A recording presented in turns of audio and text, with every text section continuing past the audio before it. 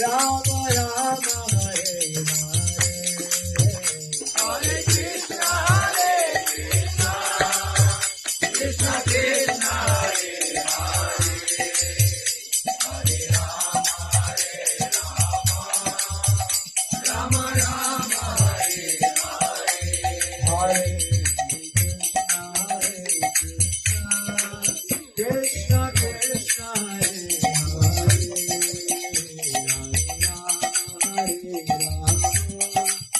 Rama Rama Hare Hare, Hare Krishna Krishna Krishna Hare Hare, Hare Rama Rama Rama Hare Hare.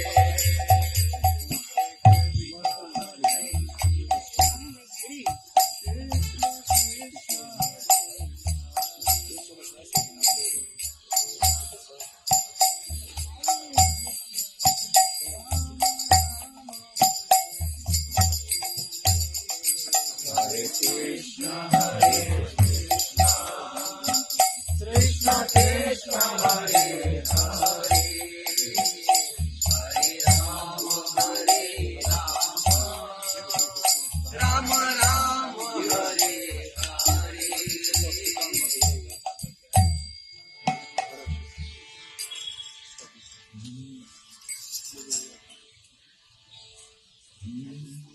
Namah Vishnupadaya Krishna Prasthaya Bhutale Srimate Bhakti Vedanta Swami Jinadine.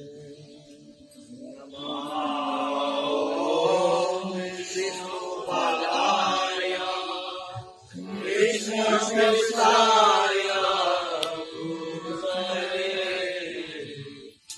Srimate Bhakti Vedanta Swami Namaste Saraswati Dev Gauravani Bhacharine Nireshesha Sunyabhadri Asajari Satani.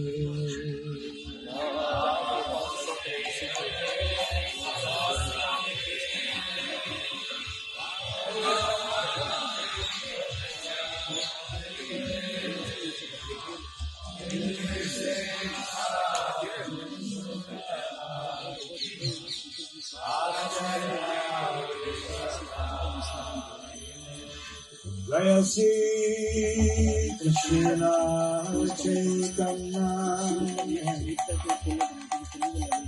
Prabhu Nityananda Shri Advaita Gadadhara Srivasari Gaura Bhaktavinda.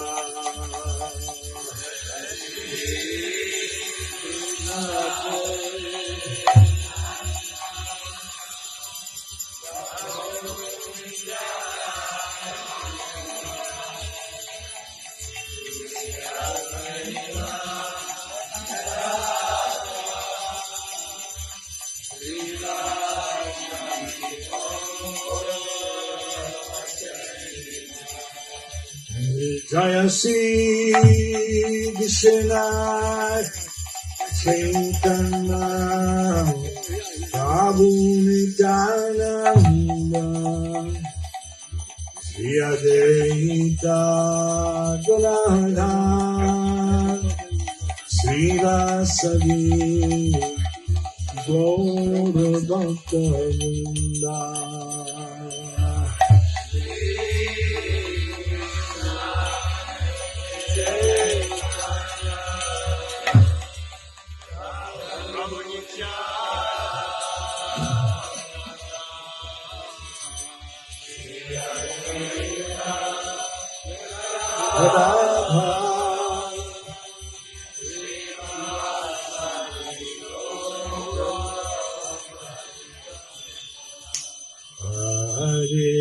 Krishna, Hare Krishna, Krishna Krishna, Hare Hare, Hare Rama, Hare Rama, Rama Rama, Hare Hare.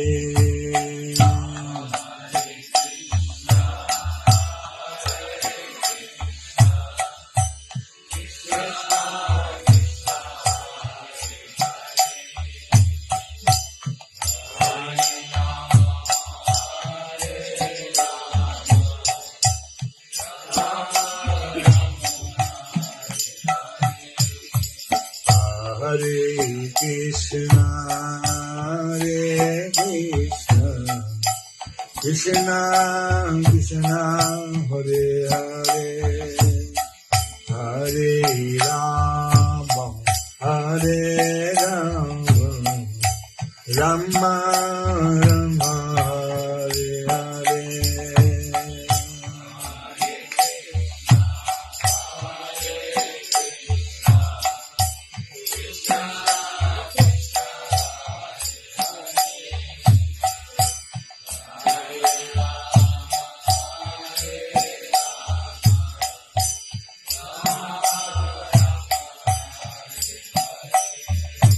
Hare Krishna, Hare Krishna, Krishna Krishna, Hare Hare, Hare Rama, Hare Rama, Rama Rama, Hare Hare.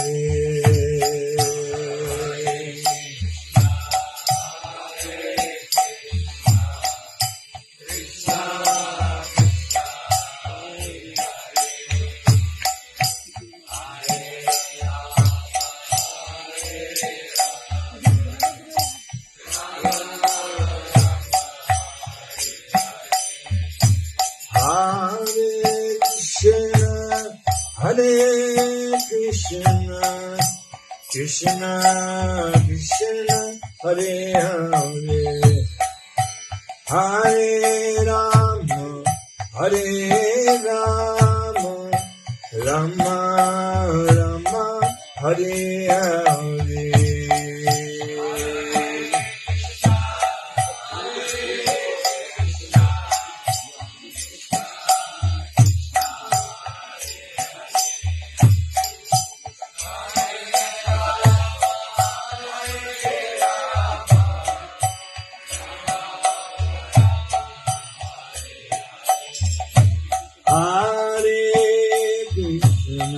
Hare Krishna, Krishna Krishna, Hare Hare, Hare Rama, Hare Rama, Rama Rama, Hare Hare.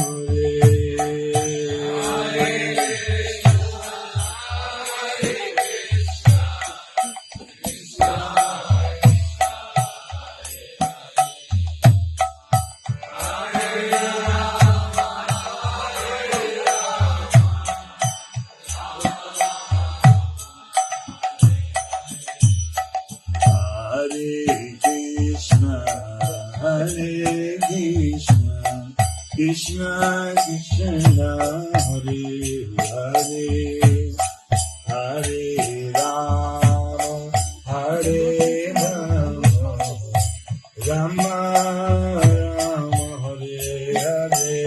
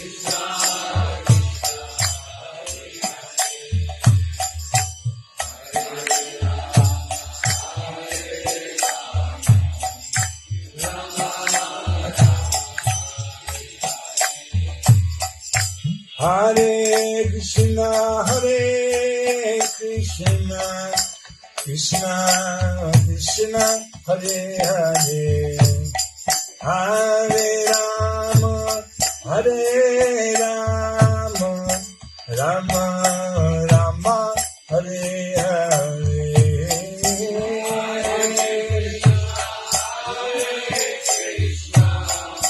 Krishna Krishna, Hare Hare.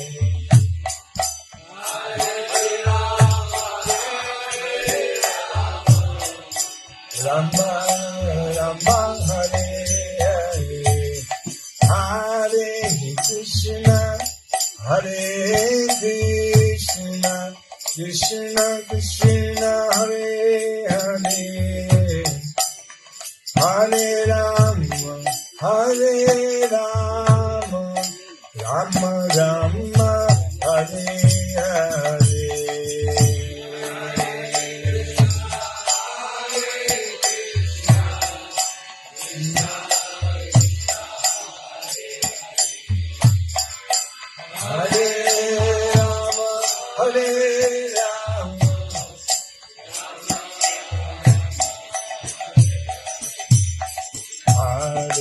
Krishna, Hare Krishna, Krishna Krishna, Hare Hare, Hare Rama, Hare Rama, Rama Rama, Hare Hare.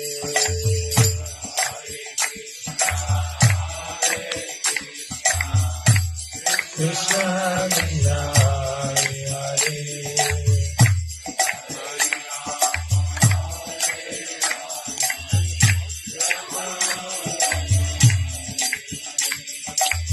Hare Krishna, Hare Krishna, Krishna Krishna, Hare Hare, Hare Rama, Hare Rama, Rama Rama,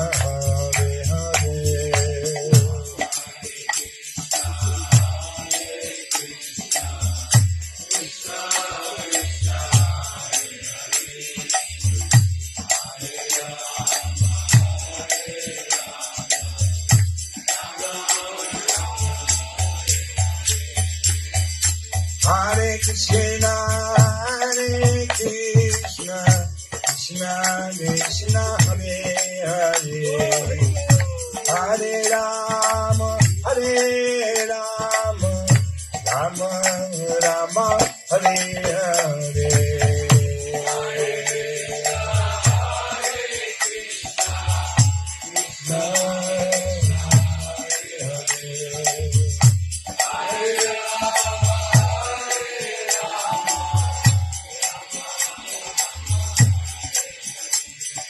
Hare Krishna, Hare Krishna, Krishna Krishna, Hare Hare, Hare Rama, Hare Rama, Rama Rama, Hare Hare.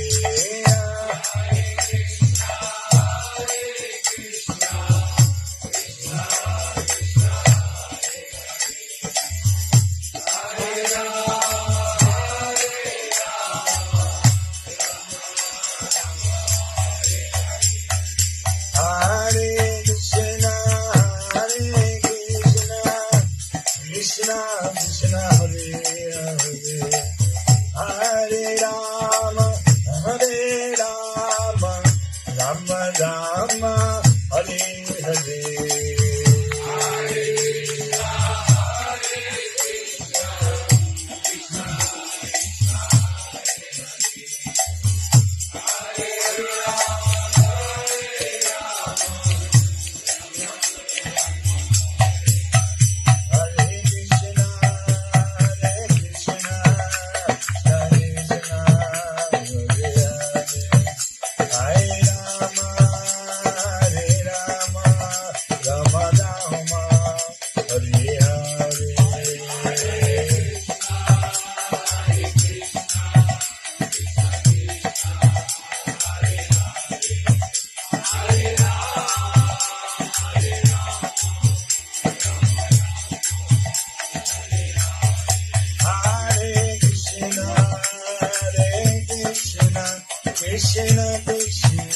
Hare Hare, Hare Rama, Hare Rama, Rama Rama, Hare Hare.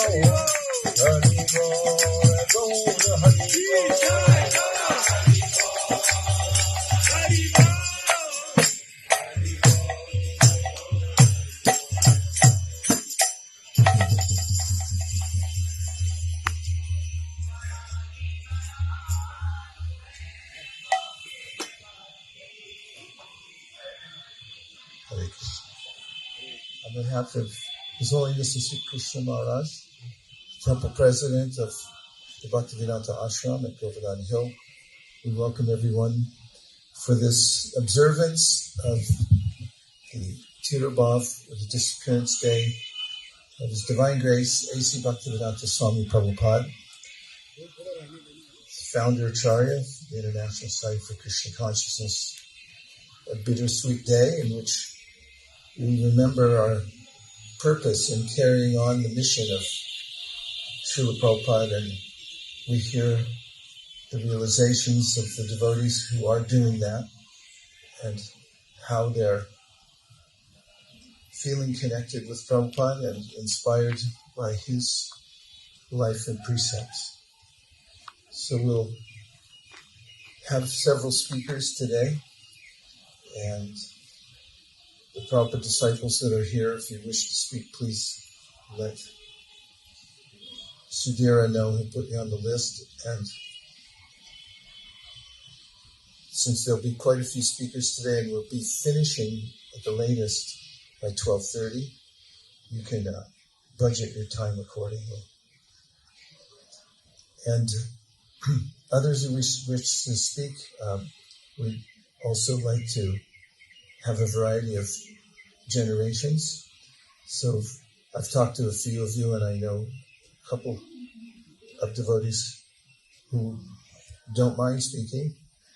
So I might call on you at a certain time if I see how the time is working out. And with the Sri Krishna Maharaj's permission, we can start with the bhajan. In separation from Srila Prabhupada, we'll sing Jayane Premadana.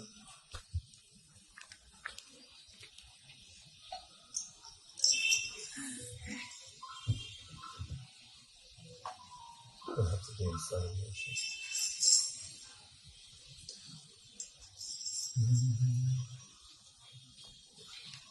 Jayane lo Premadana Karana Prachu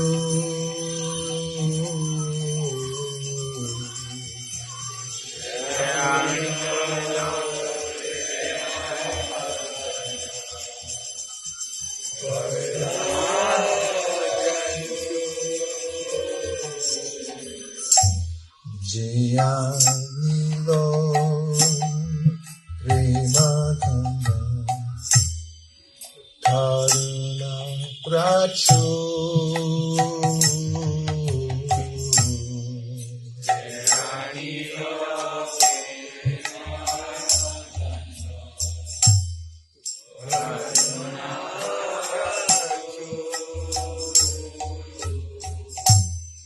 Heno Prabhu Kota Gela Charyatatu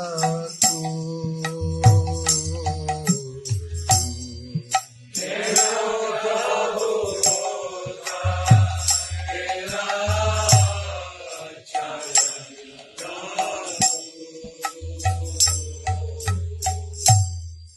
Heno Prabhu Kota Gela Charya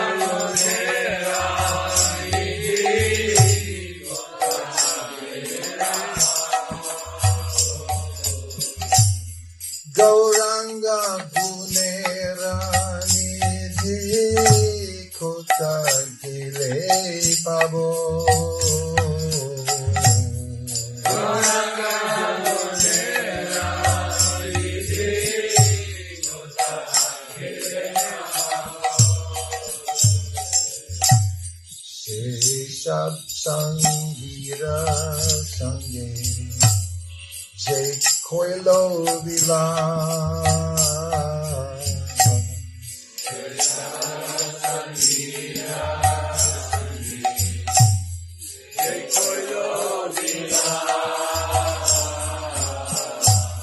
Sheshab Sangira Sange Jai Koilo Vilas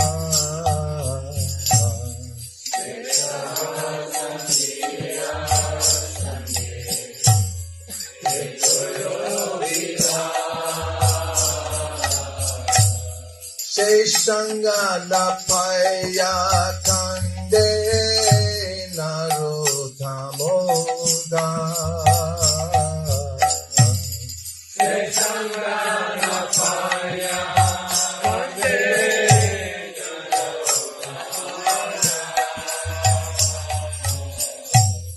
Sheshangana Paya Kande Narotamoda Sheshangana Paya Kande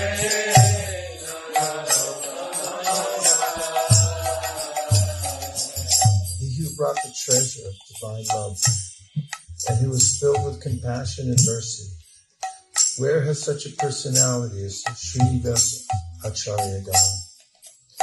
Where are my Swarup Damodar and Rupa Goswami? Where is Sanatan? Where is Raghunath Das, the Savior of the fallen? Where are my Raghunath Bhatta and Gopal Bhatta? And where is Krishna's Kaviraj?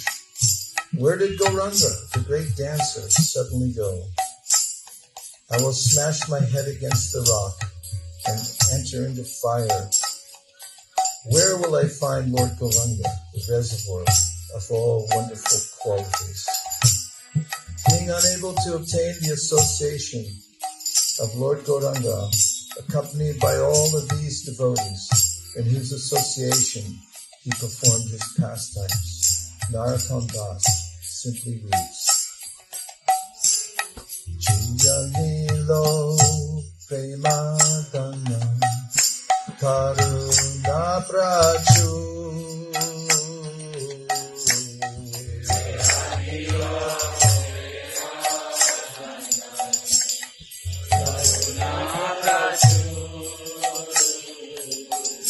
Heno Prabhu Kota Gela Acharya Thakur Heno Prabhu Kota Gela Acharya Thakur Jaya Vaishnav Thakur Vaishnav Thakur Vaishnav Thakur Jaya Vaishnav Thakur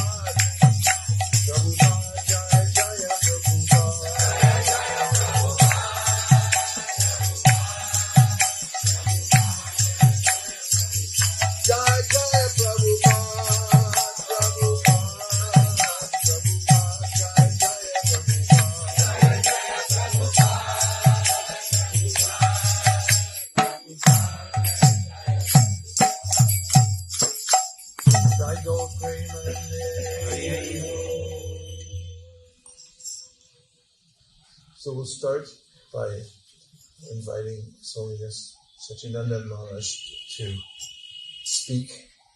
Welcome, Maharaj. Swagatam Suswagatam.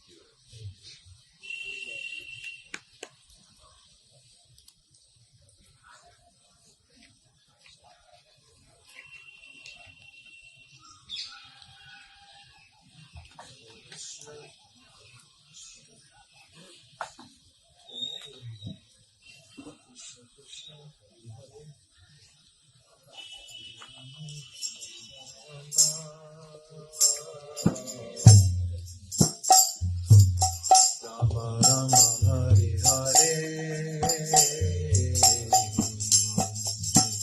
Hare Krishna Krishna Krishna Hare Hare Hare Rama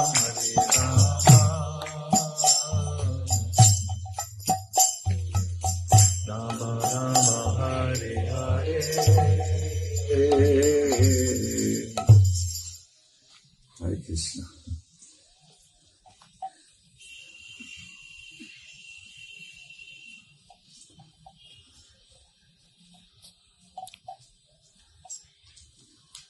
Hare Krishna.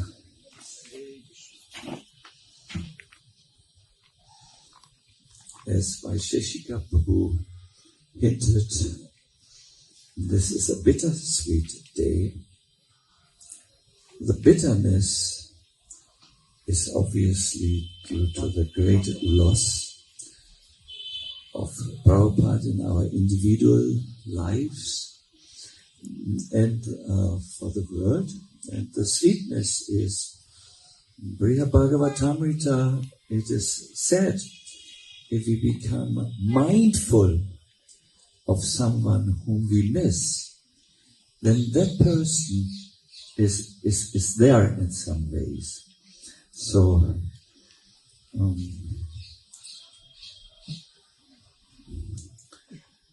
Namo Vishnu Padaya Krishna Prishtaya Bhutale. Please join me. Shrimati Bhakti Vedanta Swami Niti Namine Namaste Saraswati Devi Gauravani Pacharine Nirvishesha Shunyavadi Askatyari Satarine Sri Krishna Chaitanya Prabhu Nityananda Shri Advaita Gadadhara Shiva Shadi Bhakta-vrinda Hare Krishna Krishna Krishna Hare Hare Hare Rama Rama Rama Hare Hare. Hare Krishna. Yes. Like this. Hare Krishna.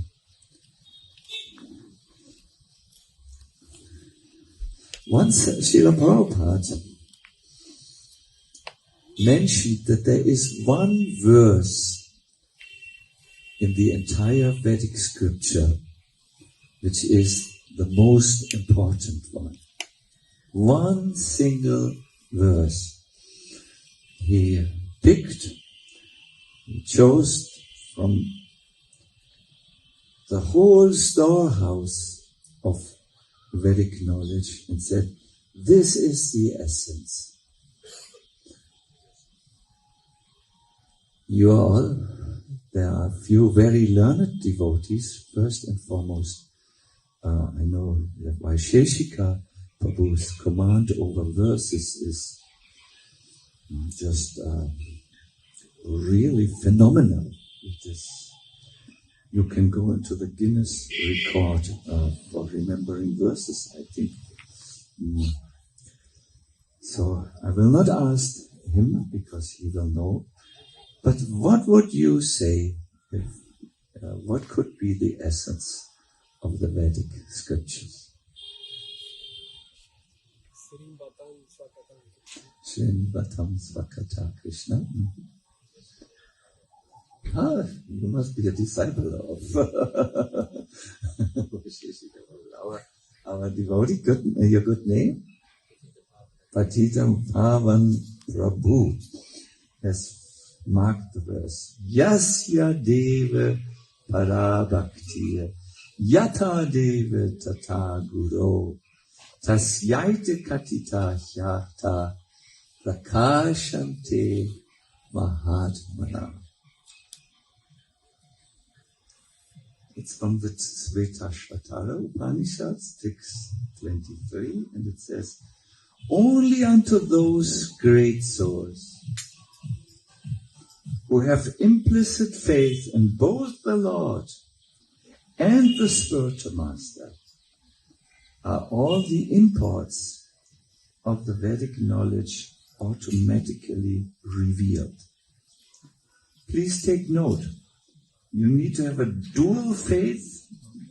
I don't know if this is the right English way. You have to have faith in two. In the spiritual master and in the supreme personality of Godhead. And then something can take place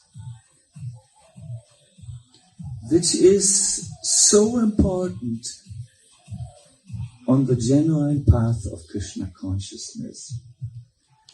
A revelation can take place. Revelation means from an inaccessible place, something is given to you. That is a revelation. No, it is, revelations are independent of the one to whom they are revealed, in the sense that the one who has a revelation has not done anything to make it happen. It is given to him as a gift from above. No? My dear devotees, you can study the books, you can do many things, but the full understanding will blossom in your heart only when it is given to you. And it will be given to you when you have placed your faith in the spiritual master, in the supreme personality of Godhead. So Srila Prabhupada marked this as the essence of the entire body of spiritual knowledge. There's another verse in the Bhagavatam which highlights this again. It is like this. Naisham matistavat urukramangrim sprisyat yanata pagamo yadata mahiya sampado rajobhishekam nishkinchananam navinitayavat. This will sound very drastic for the Western mind. And it sounded very, very drastic to Hiranyakashipu when Prahlad Maharaj told him how the spiritual knowledge which he had of spiritual realization is possible. Please listen with curious attention. Unless, or you could say only if, they smear upon their bodies the dust of the lotus feet of a Vaishnava who is completely freed from material contamination. Unless they do this, persons very much inclined towards materialistic life cannot be attached to the lotus feet of the Lord, who is glorified for his uncommon activities. Only by becoming Krishna conscious and taking shelter at the lotus feet of the Lord in this way, smearing the dust upon the body, can one be freed from material contamination.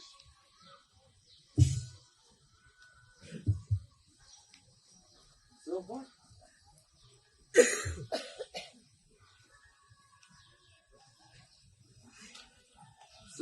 does this mean?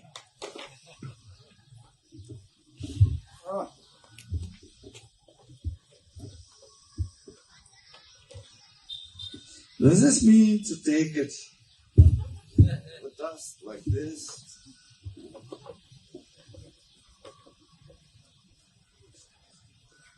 Oh, I forgot some places.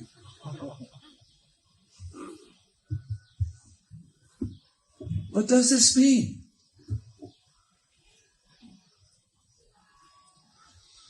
Srila Vishwanath Chakravarti Thakur explains. He says, what does smearing our bodies with the dust of a Vaishnava mean? Remember, that's the only way in which one can become Krishna conscious. He says, this means washing ourselves in the good example of their Vaishnav behavior and their knowledge. Then only our intelligence will touch the Lord's lotus feet.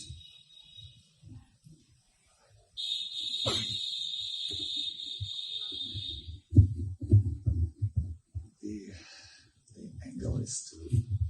Now it won't fall. So, have you understood what is the process? Wash yourself with the example, study the example of a pure Vaishnava and the knowledge. Then only will you be able to leave with your intelligence the confines of material understanding, the prison of perception in which you're presently locked up, and touch or reach or access Krishna as he is. By the way, it's always good to be in contact with Raj. That is also very good. So, such a devotee, where this works, is described by Prabhupada in the purport to the 12th chapter of the Gita. A devotee, this high caliber, does not live on the material plane. He lives in Krishna. He lives in Krishna. So, placing our faith in such a devotee means let us study his behavior as he walked through life. Let us listen to his words as he spoke, or as he has written this in his written things. My dear devotees, I think many of those talented speakers who come after me will give us snips and snippets of Srila Prabhupada's words of knowledge. I want to leave this for others. I think it's every year it's done like this at least. I would like to draw your attention to Prabhupada's outstanding example. I once asked Shruti Kirtan, is his name Shruti Kirtan? Please help me. Shruta Kirti Prabhu. In your dealings with Prabhupada, was there a difference between Prabhupada before the door and behind the door?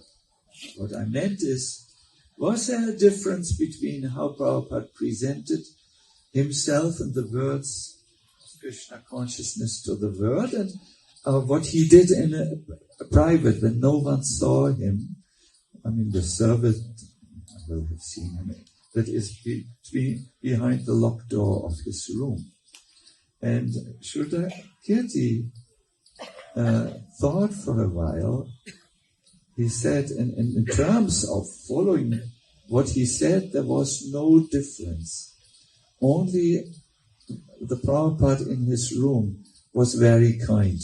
He gave me a donation when my child was born. I should buy him some golden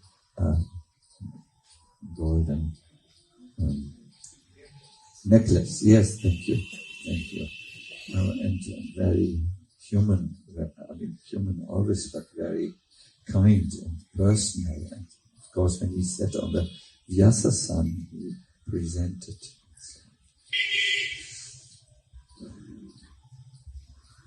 When I saw Srila Prabhupada's example in Schloss Rettershof, he stayed with us for a time which felt like eternity. I don't really know. It must be 2 weeks or so, really long in Germany, because of doing his BBT work, translating from English to German. Devotees were so kind to allow me to sit before his door and do my translation or editing or whatever, or proofreading before the door, and remember the sometimes energetic German devotees walk, tread like an angel here, don't make such noise, and so on. So I was there, and I had an opportunity, being very curious, to study Prabhupada behind the door. I often heard him singing in his room. Singing, it was a double sound isolated door. I don't know all the things he sang. Some I recognized, some bhajans,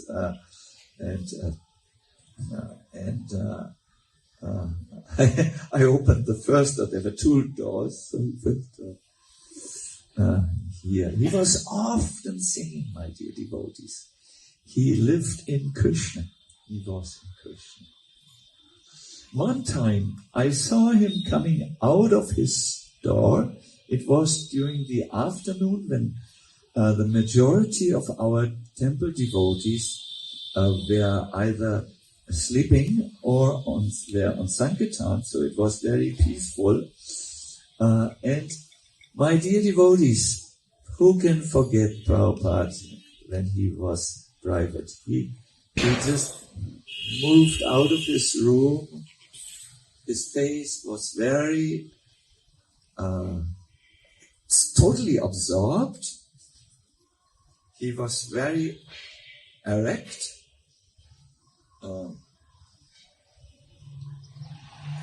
I saw his eyes were moist. Moist means wet with some deep thought. And he would walk slowly, and he really, I've never seen a person move like this, with a certain graciousness. If I would have been able to, I always wanted to lie down on the floor and see if his feet touched the floor, but then I would have disturbed him with this unusual position. So I controlled myself. He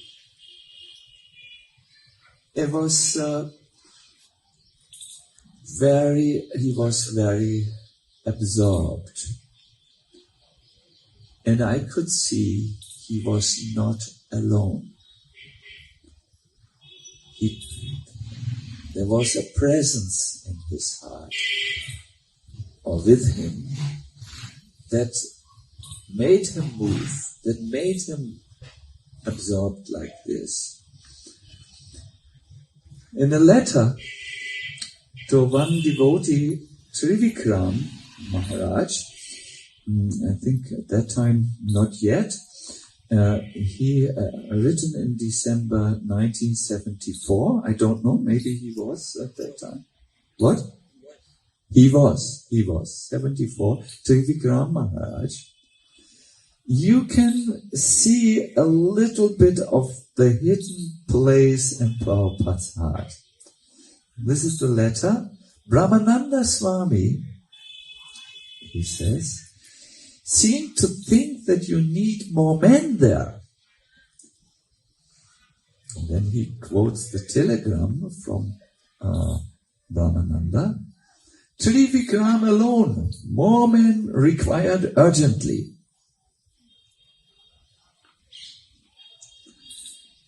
I do not understand what he means by alone.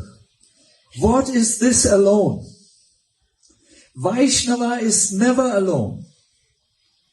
When I first came to the United States, I was seemingly alone for 1 year. But I never felt alone.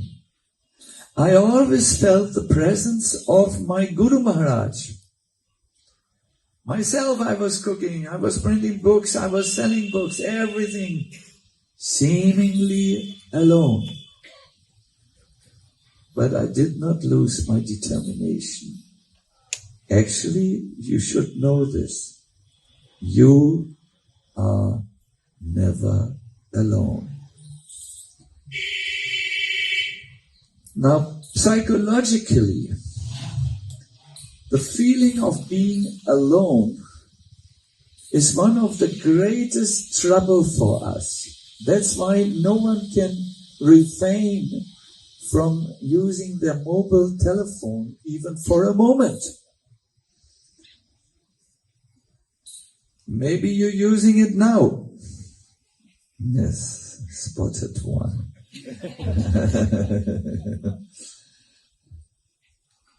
It might be that you did some important things. Please don't take offense. But it is a fact psychologically that if someone feels entirely abandoned by God and the world, they say in poetry, it's a very, very difficult situation. Therefore, the fear of being alone and the fear of death are shoulder and shoulder in terms of fears. Only a great soul who has been able to touch the Lord's lotus feet, or who touching the lotus feet, who is, in other words, in the best company of Krishna, can overcome this the problem. When you are afraid of being alone by yourself, it means you are in very bad company. You need to do something. You didn't catch it. We are only with people in a room whom we trust.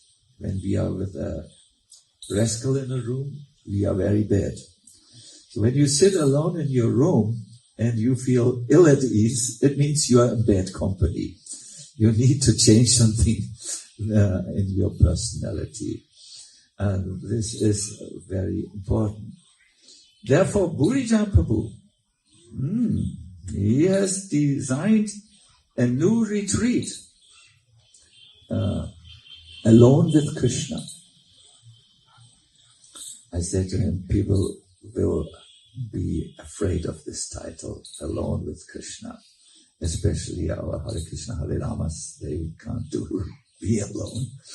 And then no mobile telephone. Why don't you call it Together with Krishna? It's the same. But no, let us call it Alone with Krishna. My dear devotees, only someone who is together with Krishna can be alone.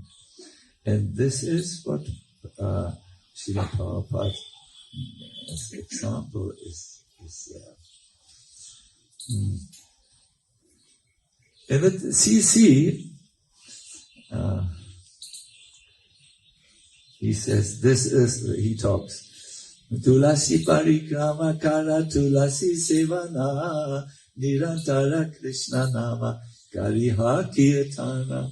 After planting the tulsi tree before your house, You should daily circumambulate that tulasi plant. Serve her by giving her what?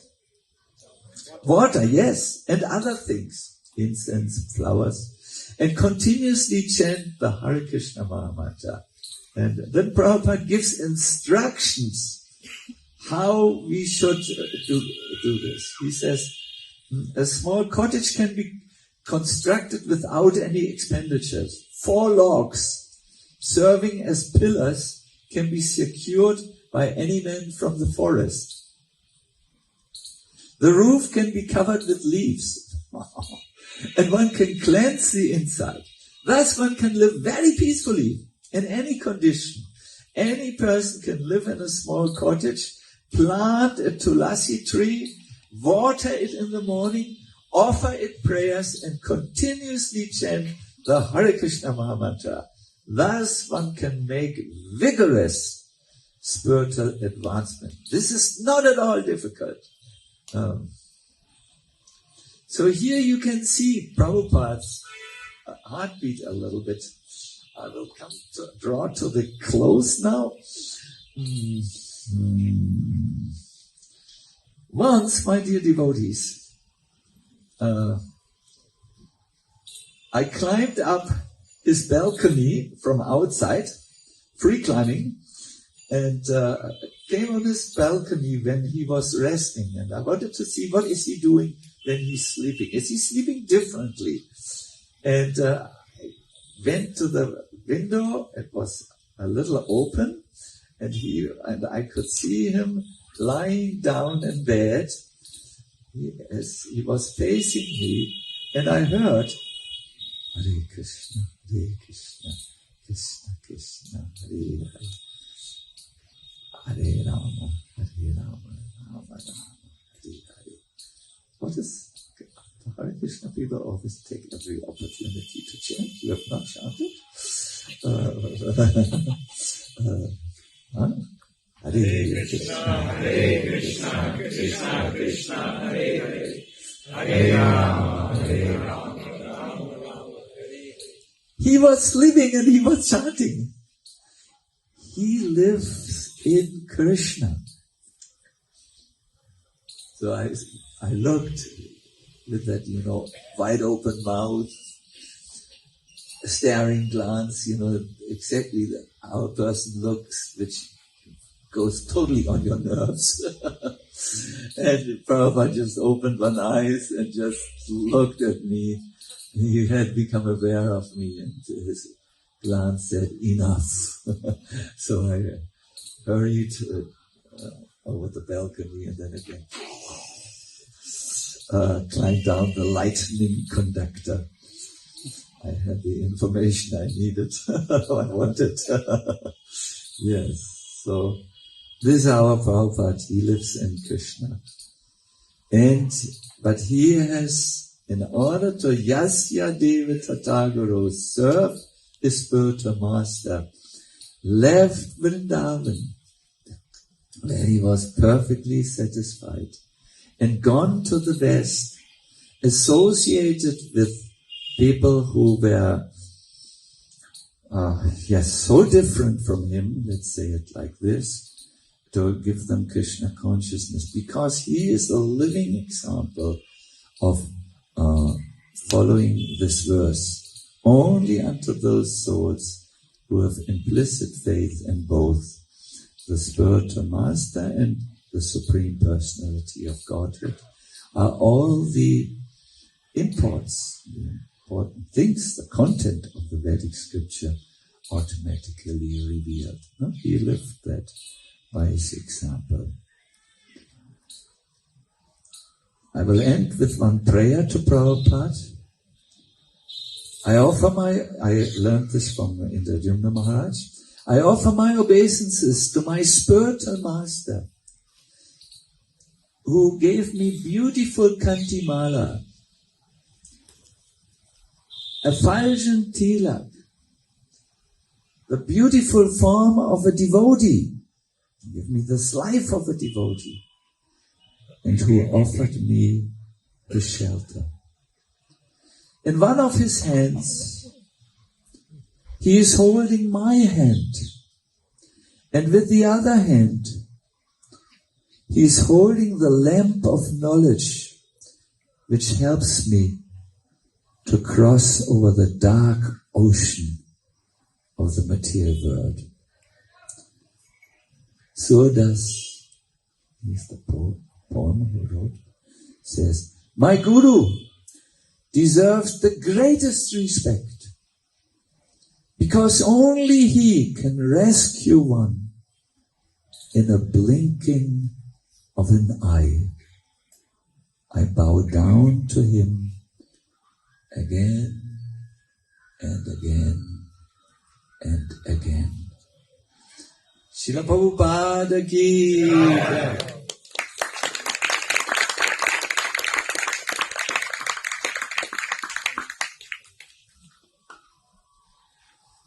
Swami Satchidananda Maharaj ki jai.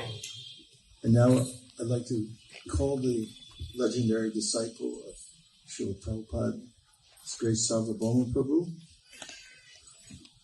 who pleased Prabhupada so many years ago by distributing his books in an exemplary way. First one on the planet to distribute over 100 big books. And he got a personal letter from Srila Prabhupada.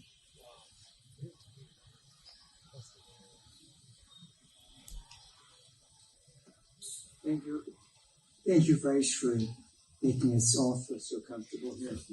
And thank you for meeting such exalted souls. Very good stuff. Thank you so much. I'm simply going to recite Prabhupada's poem that he wrote for his spiritual master and pleased him very much. It's like a stage friend. Adore ye all, be happy day, blessed than heaven, sweeter than May. He appeared at Puri, the holy place, my Lord and Master, His divine grace. O my Master, the evangelic angel, give us thy light, light up thy candle, struggle for existence, a human race, the only hope is divine grace. Misled we are, all going astray. Save us, Lord, our fervent prayer. Wonder thy ways to turn our face, adore thy feet, your divine grace. Forgotten Krishna, we fallen souls, paying most heavy the illusion's toll. Darkness around, all untraced. The only hope is divine grace. Message of service thou hast brought. A healthful life is Chaitanya wrought. Unknown to all, it's full of grace. That's your gift, your divine grace. Absolute, this is one of his favorite verse. Absolute is sentient, thou hast proved. Impersonal calamity thou hast moved. Gives us a life anew and fresh. Worship thy feet, your divine grace.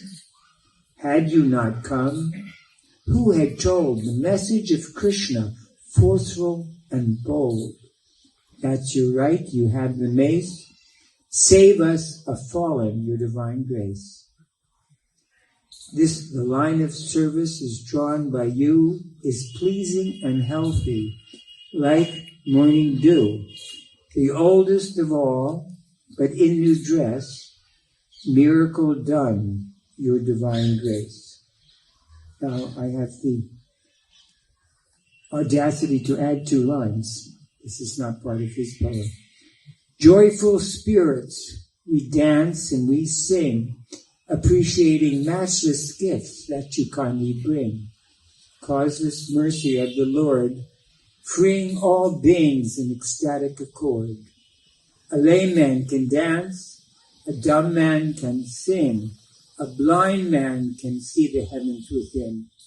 Our original love, softly say your names, play the whole chord, love beyond shame. Thank you.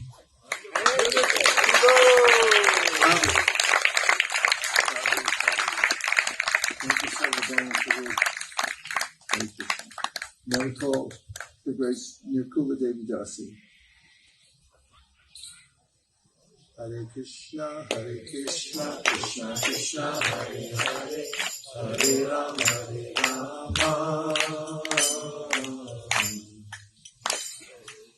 Rama Rama, Hare Hare.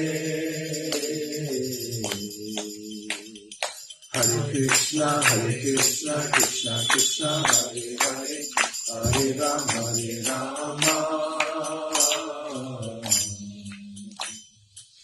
Rama Rama, Hare Hare. Hare Krishna, Krishna Krishna, Hare Hare, Hare Rama, Hare Rama, Rama Rama, Hare Hare. Hare Krishna, devotees. It's an honor to be here in Govardhan on this day with all of you. Vanchakalpachurvyacha kripa sindhuvya patita vaishnavaya namaha. Nama Om Shubhadaya Krishna Prasthaya Bhutale Srimati Bhakti Vedanta Swami Namaste. Namaste Saraswati Devi Gauravani Puchayane Nirvishesha Shrimad Vasachacha Desatane.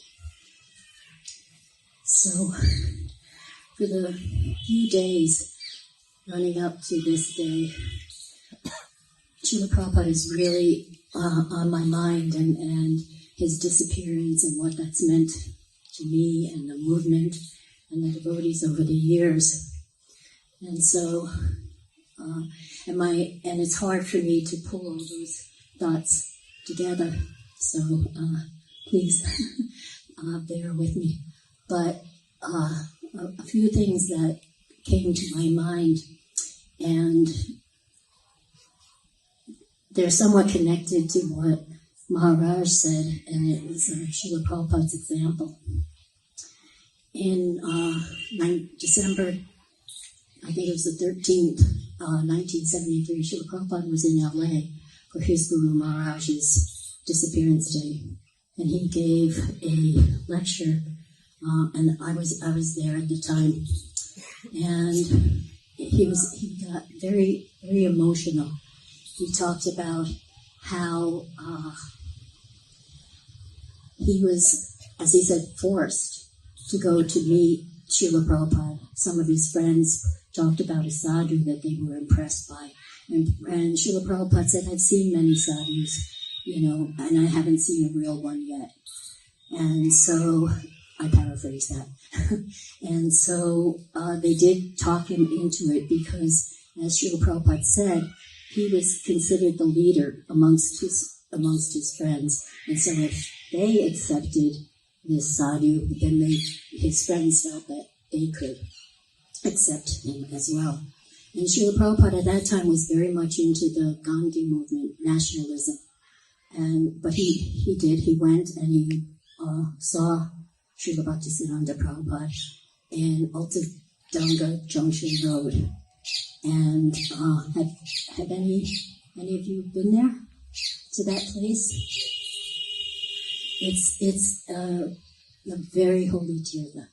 And if ever you're passing through Calcutta on your way to Mayapur, it's not to be missed. We take a youth group once a year, and one of the places we go is Calcutta, and we take them to the different places where Prabhupada was born, where he worshipped, where he got on the Jaladuta, and Altadanga Junction Road. It's a tongue twister for me. And they have really restored that building beautifully, and you can actually go up on the roof where Srila Prabhupada got the instruction from Srila Bhaktisiddhanta. And so definitely recommend it. When we bring the devotees there, the youth group, they all feel much more connected to Srila Prabhupada and his mission after being there. So Prabhupada went, And as he tells the story, he knew to pay obeisances. It was the culture. So he paid his obeisances, and before he got up, Srila Bhaktisiddhanta said, "You are all educated people, men. You can preach this movement in the English-speaking countries." And Prabhupada says in that lecture, I argued with him. So here's Srila Prabhupada going to meet his guru for the first time. He's skeptical, and he argues with him. But he said, I was defeated at every turn. And so it was 1922 that he met Srila Bhaktisiddhanta. And he said he really had a good experience at the Mat. That after they met with Srila Bhaktisiddhanta, they were given prasadam, and then he and his friends left. And he said, at that time, I accepted him in my heart as my guru. And it made me think of a couple of things. As I said, he came as a skeptic, he came and he argued, but Srila Bhaktisiddhanta defeated all of those, and in such a way that Srila Prabhupada could be open-hearted to it. And he also had a nice experience with the devotees at the Mat. So that whole thing combined to make it that Srila Prabhupada ultimately wanted to be a part of that. So then Srila Prabhupada goes on in the lecture talking about how he came, he took that message. It took many, many years for him to be able to take that message to heart and make it happen, get on the Jalaji, to get a ticket, come to New York. And then he talked about, he got very emotional and he said, all of you, he actually started to cry, all of you have come to assist me. My Guru Maharaj has sent you to assist me. And I was a new devotee. I had just come in February, and newly initiated. I was 18. I didn't have a real deep understanding of Krishna consciousness and the relationship of a disciple with the Guru. And when I saw how humble Srila Prabhupada was, thanking us, and so emotional about it, it really touched my heart. It really made Srila Prabhupada, in a sense, more approachable for me, because I could see that Krishna consciousness wasn't dry. I already, in a sense, knew that feast and, dancing, seva, relationships. But when I saw that humbleness of Srila Prabhupada, I was really inspired by that. And so he ended the lecture when he got emotional like that. But the tears that came didn't glide down. They shot from his eyes. And anyone who was close by on the near the Vyasa-san could see that. And so, and then the other thing I could relate to with your talk, Maharaj, was Srila Prabhupada would go, sometimes he has a garden in LA, and it's often quite warm there, and so he would take his massage there. And it was Shrutakirti at the time who was his personal servant, and he came if there's a platform there now where Srila Prabhupada would either sit and greet guests or have his massage, and we could go upstairs. We could go upstairs. It used to be the prasadam room. It's something else now, and actually look down. And so I did that once while Prabhupada was there. To my knowledge, I never was seen. But I always felt a little guilty about it, but now I feel like I'm in good company. So the other things that have been on my mind is the disciples of other gurus who have over the years lost their Guru Maharaj, Tamal Krishna Maharaj, and Bhakti Churu Swami, more recently Kadambakanana Maharaj, and very recently Gopal Krishna Maharaj. And I think of Gopal Krishna Maharaj a lot on this day because I oftentimes go back over to Krishna Balaram Mandir to be in Srila Prabhupada's quarters for the evening arti. And Gopal Krishna Maharaj is always there. He does the arti at the foot of Srila Prabhupada's bed, and then he had one of Srila Prabhupada's chatters, and he would put it on our heads. So I'm missing him. I'm missing so many devotees on this day. It makes me think of so many devotees on Prabhupada's Disappearance Day, because as long as we had them, I felt like we had more of Srila Prabhupada with us. And so I also feel empathy for these devotees who have also, their Guru Maharajas have passed away. And I hope that they are getting the support and guidance and love to help them get through the difficult times after their Guru Maharaj passes away. Because we were a very young movement at the time that Srila Prabhupada left. And so, there were a lot of mistakes that were made. But we've grown, we've matured, we've become more Krishna conscious. And so hopefully we can help those who are going through that kind of separation now. So on this day, I can't express the deep gratitude in my heart enough for what Srila Prabhupada has given me. I can't imagine what my life would have been today if I wasn't graced by his causeless mercy. I once heard Giriraj Maharaj say that he's a mercy case, and I could really relate to that. I feel like I'm truly a mercy case. So, thank you very much. Hare Krishna.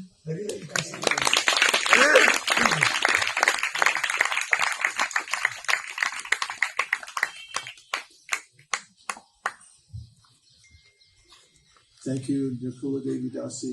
Hare Krishna. And now, I'd like to call His Grace Burijan Prabhu, the ever-present Mahant at Govardhan Hill. Hare Krishna. Hare Krishna, Hare Krishna, Krishna Krishna, Hare Hare, Hare Rama, Hare Rama.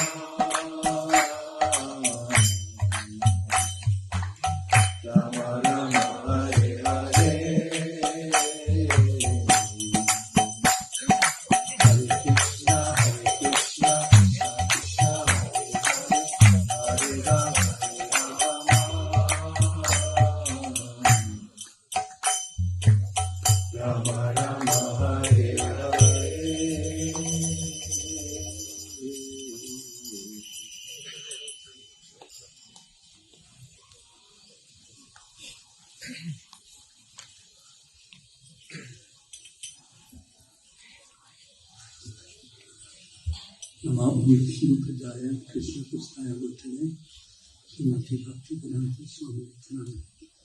Namaste Saraswati Devi Gauravani Pracharya Seshas Kavali Prashkati. Om Adhyanatamidam Dasyan Tinatana Sakaya Saksasanatam Zena Tatsman Sri Gurave Namah Sri Chaitanya Manabhistam Stapitam Vena Bhutale Sayam Rupa Kadamayam Dadati Sapandatikam Manchakopatubhischa Pipasim Vaivasa Patitam Papinibhyo Vaisavadam.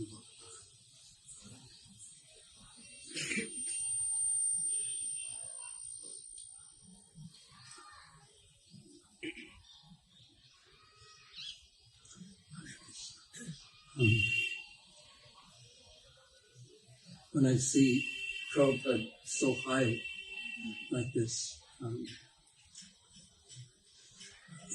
It's inevitable.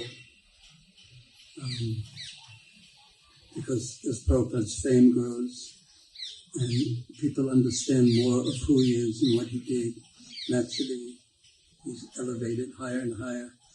But I like to see him a little bit down a bit. Not that he's down, but he did walk on this planet in such an amazing way. And that's quite personal. And I remember recently someone, because I listened to Prabhupada's lectures and classes and his recordings quite a bit, and somehow when I was speaking to some devotees, I mentioned that I like his early lectures very much. And then one devotee surprised me and asked me why. And I really couldn't answer why. And I've been trying to answer that question, and in my own mind, for my own self. And it seems like he was more, in the early days, he was just simply encouraging, because we were all so wild. And his philosophy, as he said on more than one occasion in preaching, was that if he saw some little spark, he would fan that spark. So wherever there was a little spark of sincerity in Krishna consciousness, Prabhupada would encourage it. And that's perhaps why.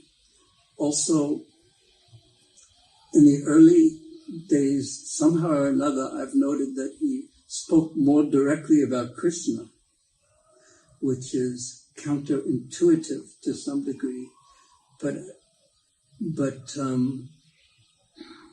he spoke about Krishna and the Brijvasis and many things on that level, which he spoke less about later as the devotees grew.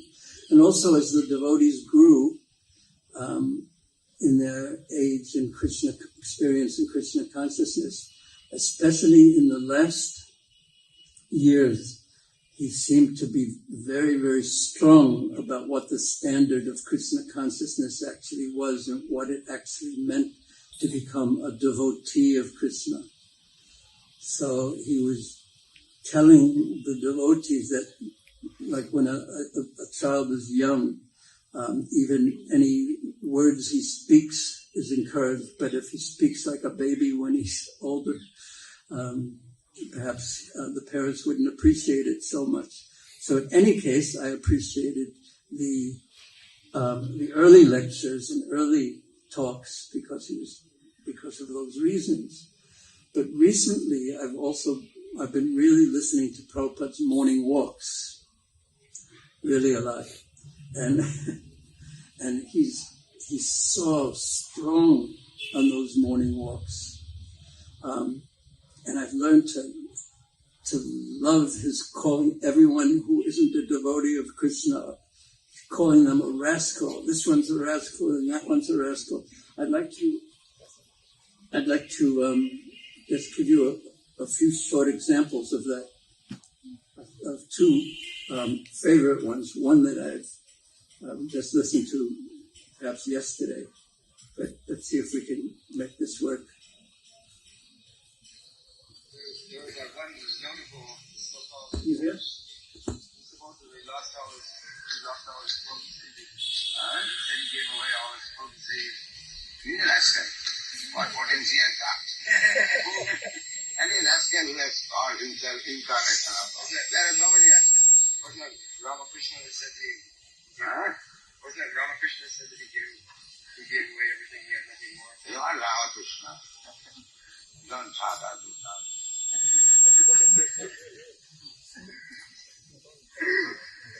Simply they have misled. Simply you bhajo Krishna and don't think anything else. And you get all your intelligence there. Therefore Krishna has said, far away from. Don't go to these foolish rascals. Far away from. Otherwise you will be misled. Because they are misleaders, rascals. You are so very hard. I asked the harsh. The word is spoiled for this Mayavadi, that I am very much, but I don't say hard. Hard and harsh. Must be harder and harder. Hard and harsh. I don't make any compromise with this lesson. I never make it. If I don't get any disciple, I will be satisfied. But I cannot make any compromise like this lesson. I cannot make.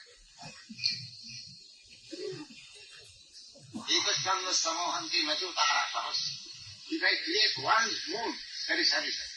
I don't want many stars.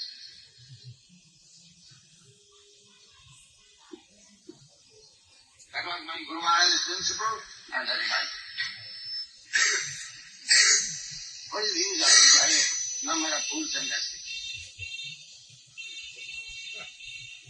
If one man understands rightly, he can tell you the whole world. Krishna is so popular. Why did he appear in form of Lord Chaitanya in such a poor village atmosphere?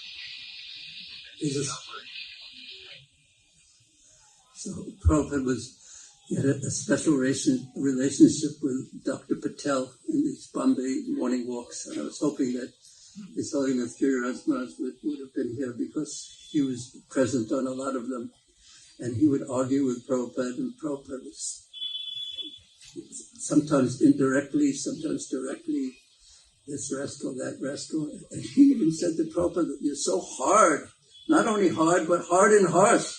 And I don't know if you heard it, but Prabhupada said, "I'll be more hard and harsh." It's very different from the concept of the concept of a sadhu, which I'll talk about. In India, it's shanti, shanti, shanti, shanti. Prabhupada was really something from a different realm, as Maharaj said. Here's a second one, and this one perhaps could be my favorite. He's not. And I'll explain why after.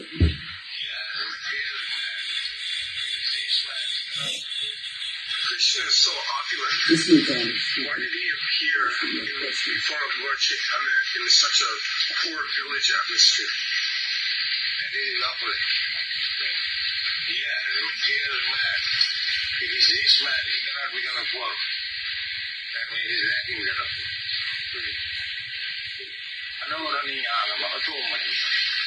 He can become the bigger than the biggest and the smaller than the small. That is opposite. You cannot manufacture a mosquito. You can manufacture a 747, but manufacture a mosquito. Then we shall know your size. It's the same machine. Otherwise, how it is right. So important you are. What have you missing there? And you are proud of seeing nonsense. See the machine, where is there? How the mosquito is right. Yes. Everything is there, complete. It doesn't crash either. No. These rascals believing their eyes. What is the meaning of your eyes? You see the steady mosquito. Not only mosquito. You find at night I see a small insect, less than the magnitude of Pushka. You can make it.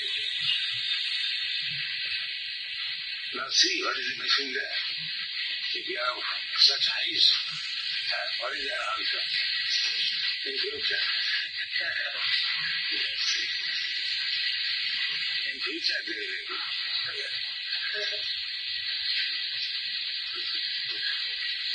People say that nature has created such a... nature is better than you. Then you are rascal. You have said somebody is better than you. You don't. You do not. Learn from him. Well, they say that they can control nature. Again, that is just this big leg, rascal. That is just. I simply call them rascal.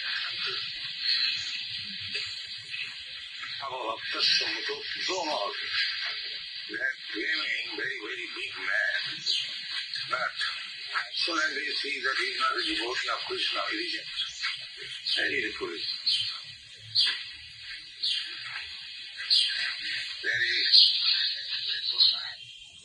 Prabhupada goes on to tell a story about a judge who was sleeping while the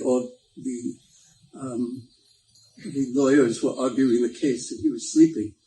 And they were big lawyers. And then the person, his clerk, said, "Excuse me, Your Honor, you're sleeping and they're still arguing."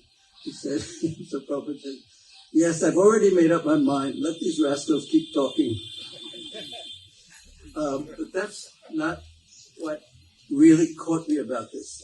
When I heard Prabhupada say, "This really irritates me," they say they can control nature, and Prabhupada said, "That really irritates me." When I heard that, I remembered that Prabhupada is not a religious fanatic, because religious fanatics can also say everyone who disagrees with them is a rascal, they'll even maybe kill them, or who knows what. But Prabhupada was something quite different. And the reason he was so strong on this, I will illustrate by perhaps a little purport at the end of the story that I personally was there for, which I've told many, many times. But from Hong Kong, Prabhupada went to Kobe. First went to Japan and then Kobe. And there was a program that was arranged in Kobe by Srila Prabhupada, where Prabhupada will be speaking to the large Sindhi community, but somehow or another, they put on the same program a Mayavadi sannyasi speaking. So I already understood this was going to be something exceptional, extraordinary, quite a drama is going to take place, and indeed I was right. And it was the program was in a hall, and it was these souls there were mostly Sindhi cloth merchants who very much in sin they have a relationship with the Sikhs and worshipping the Guru Granth Sahib, their book of the Sikhs, and so they had a Vyasasan there, an asana. Whoever was reading the Guru Granth would sit on this asana. So I had the assignment, so to speak, of trying to explain to the organizer of this program that Prabhupada should sit on that Vyasasana. He was so senior, he had done so much. So we convinced him to allow Prabhupada to sit on the Vyasasana, on that Guru Granth Asana. And Prabhupada sat there. And the Mayavadi sannyasi, there were a lot more people than are sitting here right now. Maybe, I imagine there was 400, and if I was to exaggerate, there was 10,000 or something, but it was about 300-400. And Prabhupada, of course, there were about 8 or 9 of his students there, and he had us have kirtan, recite some verses, and then he spoke in English, and of course, what did he speak about or against with the Mayavadi sannyasi sitting on a chair in the back? He spoke completely against Mayavad philosophy. And he spoke for 10 minutes, 15 minutes in English, and the Mayavadi sannyasi with his beard and saffron cloth, he couldn't understand any English. But everyone else did.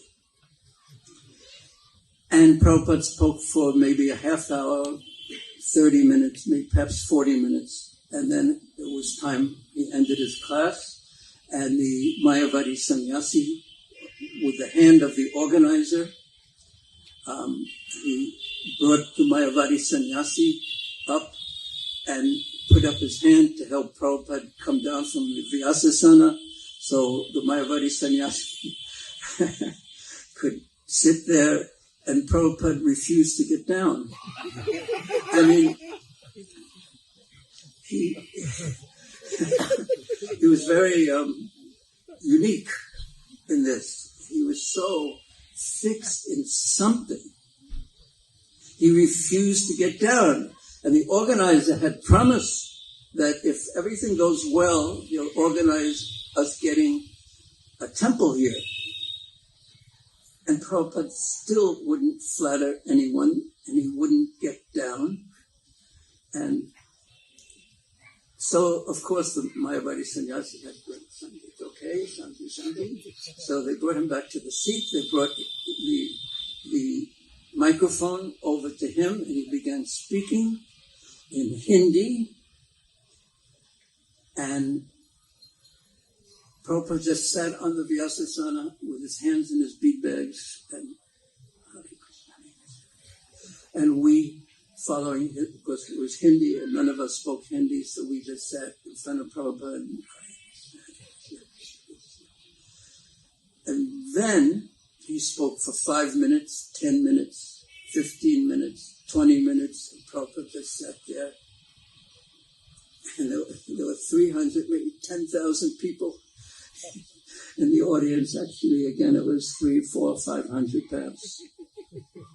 And Prabhupada was just chanting, and we were sitting in front of Prabhupada just chanting, just watching him and how he was reacting to the talk of the Mayavadi sannyasi. He was gaining strength, the Mayavadi sannyasi. And after a half hour, he was talking. And suddenly Prabhupada looked at me, actually, and he said, "Stop him."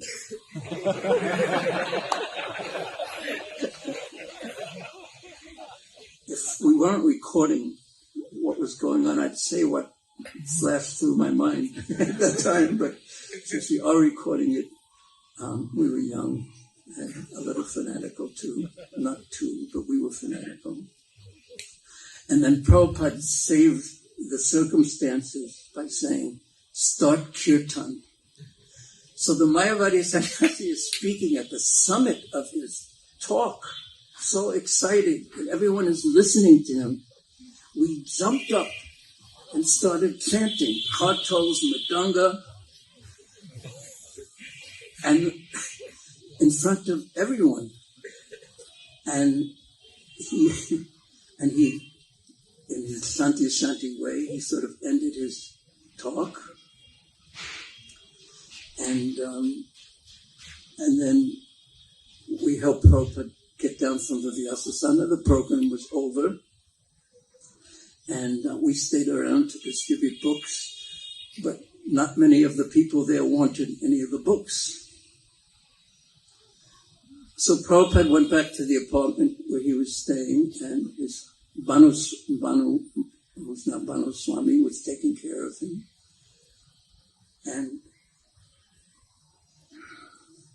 And we finished what we had to do, and we ran up the stairs, and we went into Prabhupada's room, and Prabhupada was drinking hot milk, and there was, I remember it quite clearly, there was a lamp shining on him, and he looked so pleased with himself.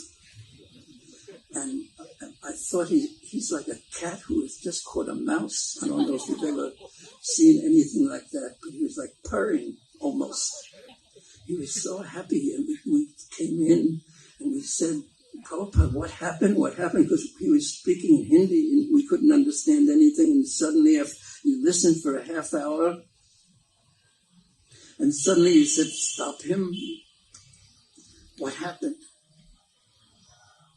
And he said, in a very unfanatical way, first he was preaching all right. But then he was talking Panchupasana, Prabhupada said, and we asked what that was, and because we didn't know, 5 different gradations of demigods, ending with Vishnu. And then, so Prabhupada explained that to us. That His Holiness Giriraj Maharaj, I should play that recording again with Prabhupada talking to Mr. Patel. Do you remember, were you on that walk with Prabhupada? He said, Mr. Patel, Dr. Patel said, "You are hard, but not only hard, you are hard and harsh." Do you remember that one? And then Prabhupada just got more insistent. I must be more hard and harsh because these Mayavadis have ruined everything.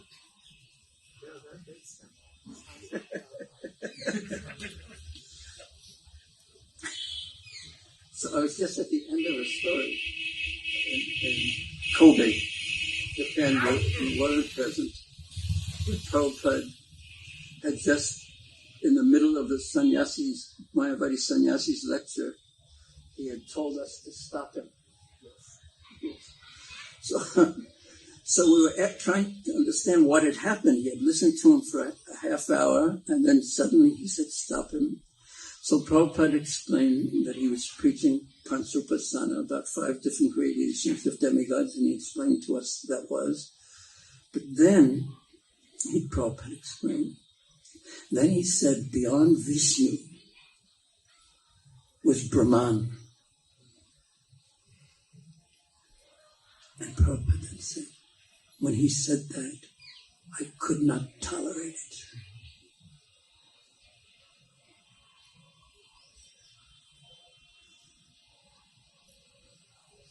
It was like someone insulting the love of your life by saying they were ugly and had no personality and no legs and no arm and no face. It was completely personal. It wasn't religious fanaticism. It was speaking, as Satchidananda Maharaj said, from a person who was in Braj, who always was in Braj, who carried Vrindavan with him wherever he went. And he would not tolerate the insult to Krishna.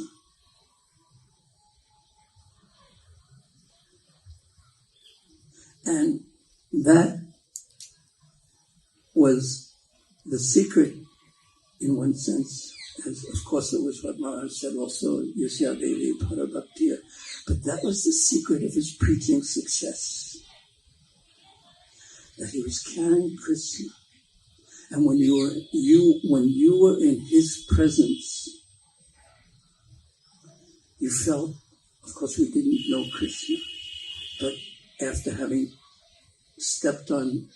walked on some altars where Radha Kalachandji and so many and other deities were present, or having stepped on the dust of Vrindavan, the same atmosphere, that same atmosphere was what Prabhupada always carried with him.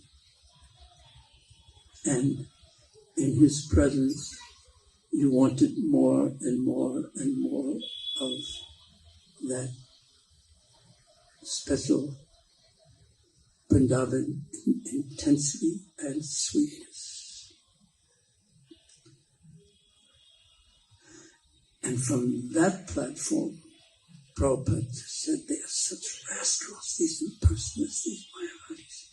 Not that we can imitate, but he was speaking from such a deep and realized personal platform. And therefore, I've learned to appreciate Prabhupada's great, uncompromising heroism. And he's such a hero for us all. Srila Prabhupada ki jai.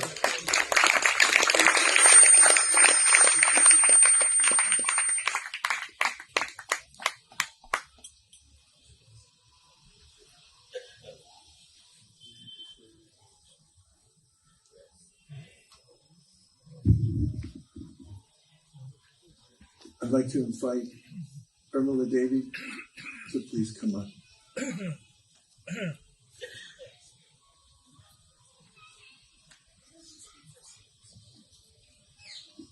After you. Hare Krishna, Krishna Krishna, Hare Hare, Hare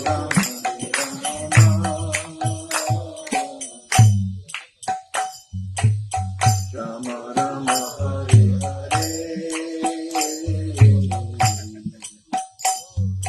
Hare Krishna, Krishna Krishna, Hare Rama, Hare Rama.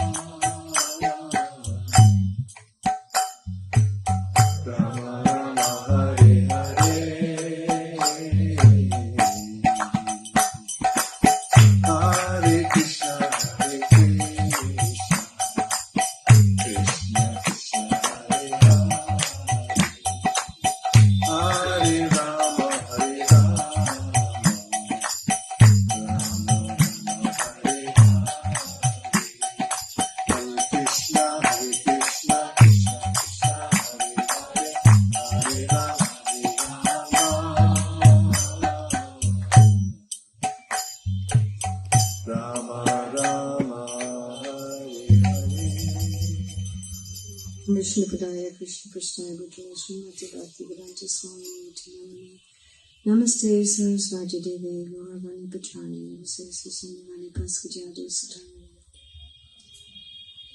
So I think one of the items of Krishna consciousness that has always intrigued me and bewildered me, and to a large extent I felt eluded me, was this concept of humility.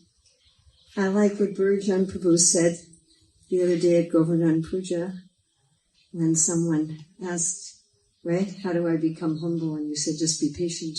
It will be put upon you.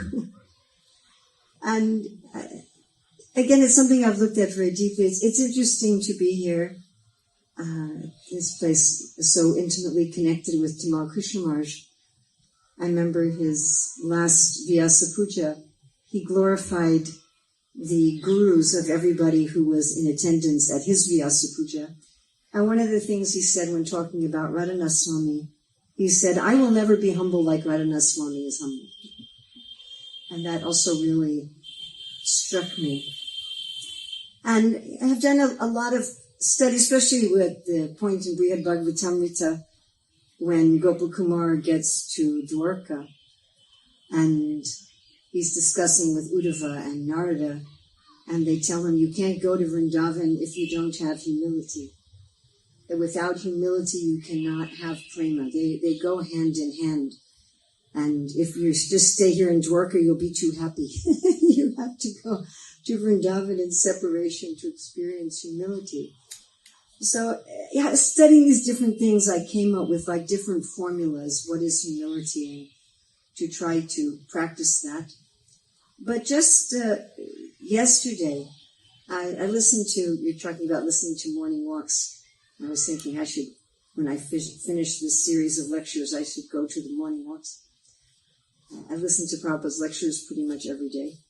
And he was talking about, as he talks about all the time, how important it is to follow Guru, how important it is to repeat what Krishna and Guru have said, not to concoct anything. And he said, this is Trinadapi.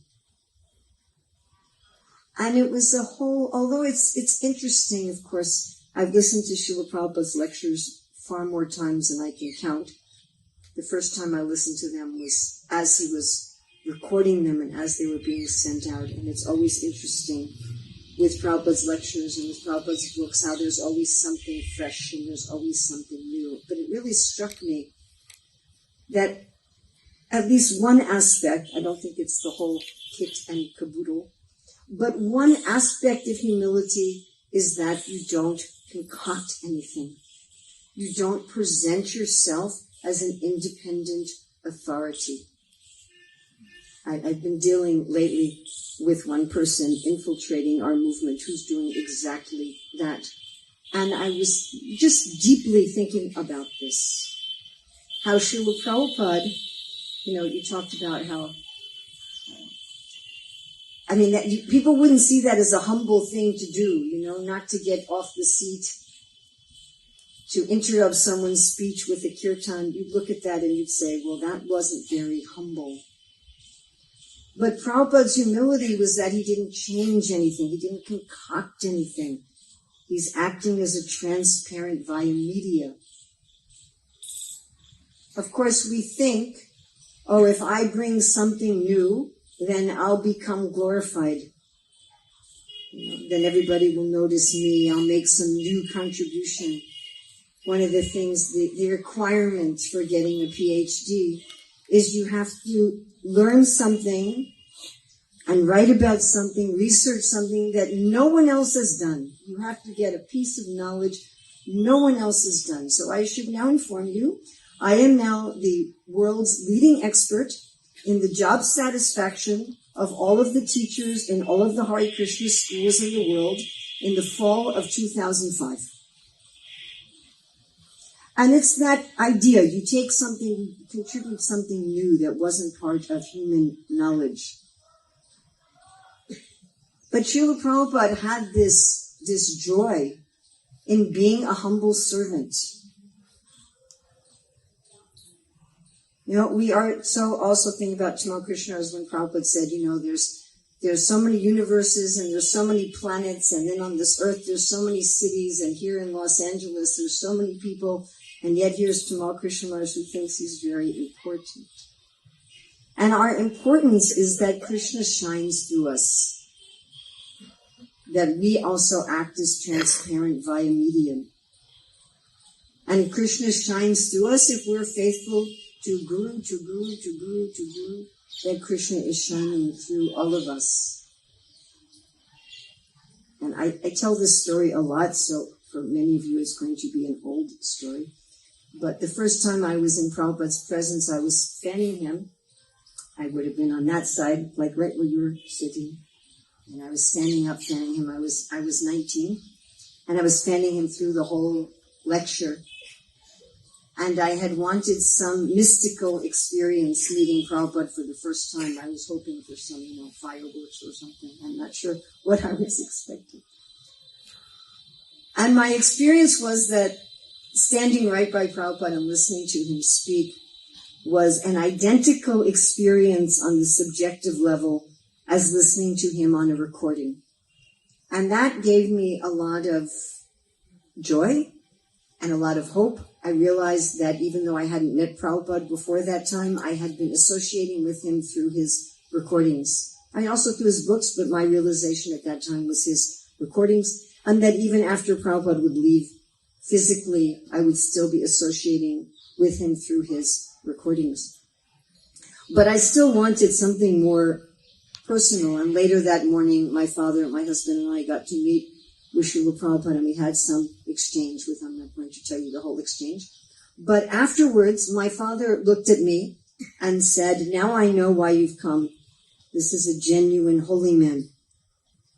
And I thought long and hard. We talked to Prabhupada maybe a half an hour. What would have inspired my father like that in such a short time? Later, my father became a life member of the Hare Krishna movement. And the main thing I could come up with was Prabhupada's authenticity. He was never trying to impress anybody. It was almost childlike. Like little children, 1-2-year-old children, they don't have masks. You understand? They don't have pretenses. They are who they are. And Prabhupada wasn't trying to impress people with his own understanding and intelligence and creativity. He was just taking this joy in being a conduit for Guru and Krishna. He would say, if I've done any wonderful thing, it's that I have faith in the holy name. I have faith in my Guru Maharaj.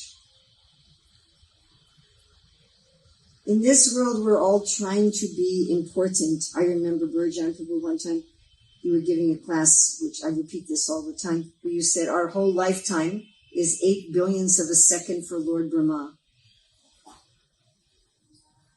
It's absurd. It's really absurd. You can build a huge building, you can go to outer space, you can make $1 billion, you can write 1 billion books, you can do so much, and it's just gone. Yeah, like Revati's father, he goes to see Lord Brahma, it's all gone. But we have significance in being insignificant. We have joy in being insignificant. It's such a relief that we are insignificant, but our significance is our faithfulness. Although we're so tiny that it's practically immeasurable how tiny we are. We're a speck on a speck on a speck on a speck on a speck on a speck. Our ability materially to make any impression in anything doesn't exist. But if we're faithful and we actually are a conduit and we joyfully accept that humility, then that becomes our significance. And then we have a real effect. How much effect has Srila Prabhupada had?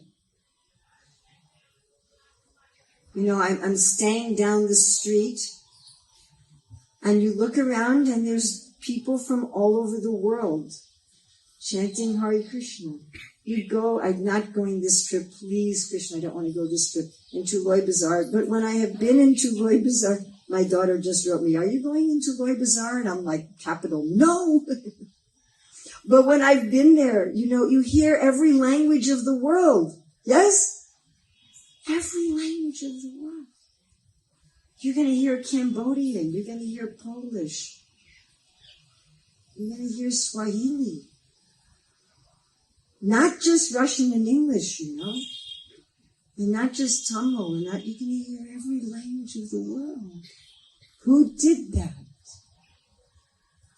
A lot of the effects we see in the world, even a lot of environmental consciousness, a lot of people moving towards animal rights. Where did that come from? All the books, all the prasadam, all the kirtans. Although Prabhupada is a jiva, still, because he's a conduit, because he's transparent, he's able to have this huge, significant effect that has ripples into eternity. So embracing this humility is such joyfulness. All of our anxiety comes from trying to be important on a material level. It's all false. And I'd like to end with something I usually talk about on this day because it's very personal for me, but maybe it will also be helpful for you. So when, on the day that Prabhupada gave me the Gayatri mantras, and any of you who've read our Shastric Advisory Council paper on the Brahma Gayatri, these mantras in Satchidananda Maharaj's book, of course, these mantras are very deep and wonderful and amazing, these gifts that we've been given. Anyway, the day that Prabhupada gave me these mantras, my father became a life member. At the same time, this was in Philadelphia, we were sitting in Prabhupada's room. This was my father, my husband, by this time our firstborn son, and myself. And my father brought Prabhupada a big gift basket of fruits. I saw that the other day, this cellophane-wrapped fruits, Prabhupada said, oh, so many fruits. And he gave Prabhupada personally the life membership check, which was very auspicious, but a little inconvenient because then none of the temples had gotten the money, and so none of the temples wanted to give him the books. And they said, we didn't get them. It took like 6 months to get him the books. But anyway, as we were offering we had a nice conversation then as well, but as we were offering obeisances and leaving, Prabhupada said, good father, good daughter. So I'm very blessed in this life that I had a very good father and mother, especially my father, in every way, materially, spiritually. But my real father also is, without any disrespect to my earthly father, wherever he is. I'm sure he's in a wonderful place. But Srila Prabhupada is my real father. And I certainly have the best father. I am not yet the best daughter. But I'm asking all of you to please bless me that Prabhupada's saying good father, good daughter also applies to Prabhupada as my father and myself as his daughter. And if maybe someday I can really enter this Karnataka of really being, I'm never going to be very humble in this life on the external, superficial behaviors. That's not going to happen with my personality. Don't expect that will ever manifest. But at least as far as being a conduit for my spiritual master and for Krishna, if you could please bless me that I can always have that faithfulness. Thank you. Srila Prabhupada.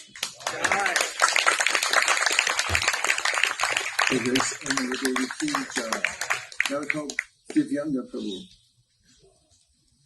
Hare Krishna, Krishna Krishna. If you'd like to stand up for a moment, everyone stand up and stretch. Rama Rama Hare Hare, Hare Krishna, Krishna Krishna Hare Hare, Hare Rama, Hare Rama, Rama Rama, Hare Hare, Hare Krishna, Krishna Krishna, Hare Hare, Hare Rama, Hare Rama.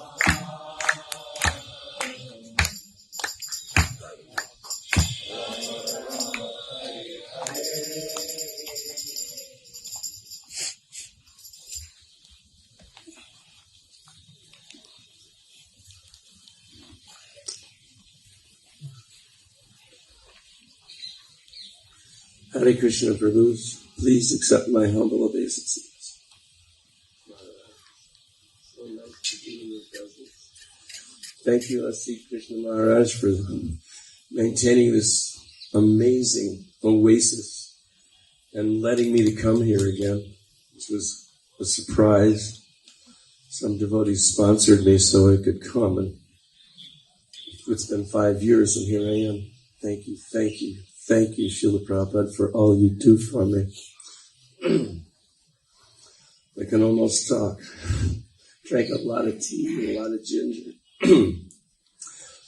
I wanted to take a minute to appreciate all of the Vaishnavas, from all the exalted, saintly ones that we all know and are famous, to all the other amazing Vaishnavas who have taken Prabhupada's instruction and they're living it in their lives. The couple that sponsored me are, you might know Shankar Shanita. He does a lot of the translating for the Russian classes, and we do Zoom classes because they love Sankirtan, and in fact, in their town, wherever they are, they make sweets and they go on Harinam and they distribute books. So they always call me and say, please, let's do another Zoom and talk about Sankirtan. And every time the class is over, they say, please, Prabhu, let us sponsor your ticket to come back to the Dham. And I always say, you don't have any money, you got 3 kids, and you can't afford it, but I appreciate the love. Anyway, so Anangamanjari did a fundraiser for me. And they called me and they said, we're sending you this money. Now, what's your excuse? So I came because Krishna's so kind, he let me come here. And I've been trying to be a good disciple for 50 years. And when I joined the Travel and Sankirtan party, Ragendra told me that if you want to make spiritual advancement, you please the spiritual master. And he said, if you want to please Srila Prabhupada, you preach. Like Vaishali says, chant Hare Krishna and share it with others. So that's what we do. And in order to preach Krishna consciousness, you have to practice Krishna consciousness. The amazing thing with Srila Prabhupada's book distribution is that even if you are not, you don't have to be that learned or a scholar, but you have to be sincere and serious. Serious means that you know what to do and you practice. And sincere means you do it even when nobody's looking. And I like to take that with me when I go out on Sankirtan, which I do 5 days a week. And somehow or other, whoever gets near me is going to get a book, monster card, and some prasadam. And I like to boil it down to the individuals, because there's over 7 billion people on this planet. And I like to look at it like it's doable. And I look at each person that I approach and I think that could be me. If it wasn't for the devotees that gave me the books first, this person here who's just going to the grocery store to buy meat and stuff, that could be me. So I feel I have an obligation to try to help them. And that's been my mood as Prabhupada devotee. I love what you said about your association. I found this yesterday, it just popped up, somebody posted it. Prabhupada said, who is our enemy? The devotee. Prabhupada, what is the devotee's greatest enemy? Prabhupada. He himself, because he's a rascal. he is his own greatest enemy. So just to get out of this rascaldom, and you become your friend. Nobody is enemy. So if we apply what Prabhupada has given us sincerely, then we can actually share it with others and help them in their spiritual progress. And I find it's the most gratifying thing for me to do is to share Krishna with others. And the more I do it, the more I feel close to Srila Prabhupada. And although most of the people that I give books to, I never see them again. We used to stand in airports and distribute books, and you'd give someone a book and they'd fly away and you'd never see them again. And that's pretty much the way it is now. I go out and I distribute books, and I don't see those people again, but I'm sure that anybody who associates with Srila Prabhupada through his books gets his mercy. And I could walk up to you and hand you a book and fall down dead, and it wouldn't matter because you have the book, and in the book is Srila Prabhupada. And all you have to do is associate with the pure devotee, and you can actually make spiritual progress. Here's another one that I really like. Prabhupada says, I'm very much pleased by your attitude to surrender yourself by engaging 100% in Krishna's service. Somehow or other, always be thinking about Krishna. That is the goal of the Krishna conscious process. So now, please help me to spread this information all over this earth planet, especially by helping to distribute my books and literatures, as many as possible. And then you will get the credit. Know for certain that very soon you will go back home, back to Godhead. And then he says, don't think that simply our books are meant for selling. No, it is meant for reading also. If we read regularly, at least 2-3 hours, that is tapasya, tapo divyam. And that's what we do here. Vaishnavi says, we have an opportunity here to just read Bhagavatam, and nobody can stop us. And if we do that, we'll cleanse our hearts, and everyone else's too who hears it. And I find that in my life, devotees ask me a lot of times, how do you do this? Why do you do this? How do you stay inspired? And I tell them that I practice it. I get up early and I go to the temple. I engage in the morning program and I chant my japa. And then I go out and I distribute it as much as I possibly can to anybody that gets anywhere within my reach. And if I dedicate myself like that, time goes by pretty quickly, actually. And I don't have time to, be dragged down by the modern stuff, politics, and everything else that's going on, because I've committed myself to being a book distributor for the rest of my life. And I know that I have experience distributing books when I'm in good consciousness, and I have experience when I'm not in very good consciousness. And you can still do it. And people still get books, and they still get the mercy. But it's different. If you're in Maya and distributing books, people are getting books. But if you're in spiritual consciousness and doing it, it's amazing. It's really it's some kind of special blessing. I didn't ask for the job. I just joined that Sankirtan van, and they told me this is what we do. And it made sense to me because I felt the pains of this material world. And when I met the devotees, they could answer my questions. I had a lot of questions in that van. I asked them all kinds of stuff. And everything that I asked, they answered, mostly from the Bhagavad Gita. But my revelation was that here's something that's practical that helps me, and it'll help anybody else who's fortunate enough to take it. So, and on these occasions, I usually say, please forgive me, please forgive me, please save me. And I look forward to a day where I can look at Srila Prabhupada and I don't have to say, please forgive me, please forgive me, please forgive me, because I actually did it. I did the right thing. And it hasn't been easy for me. It's been a struggle my entire time.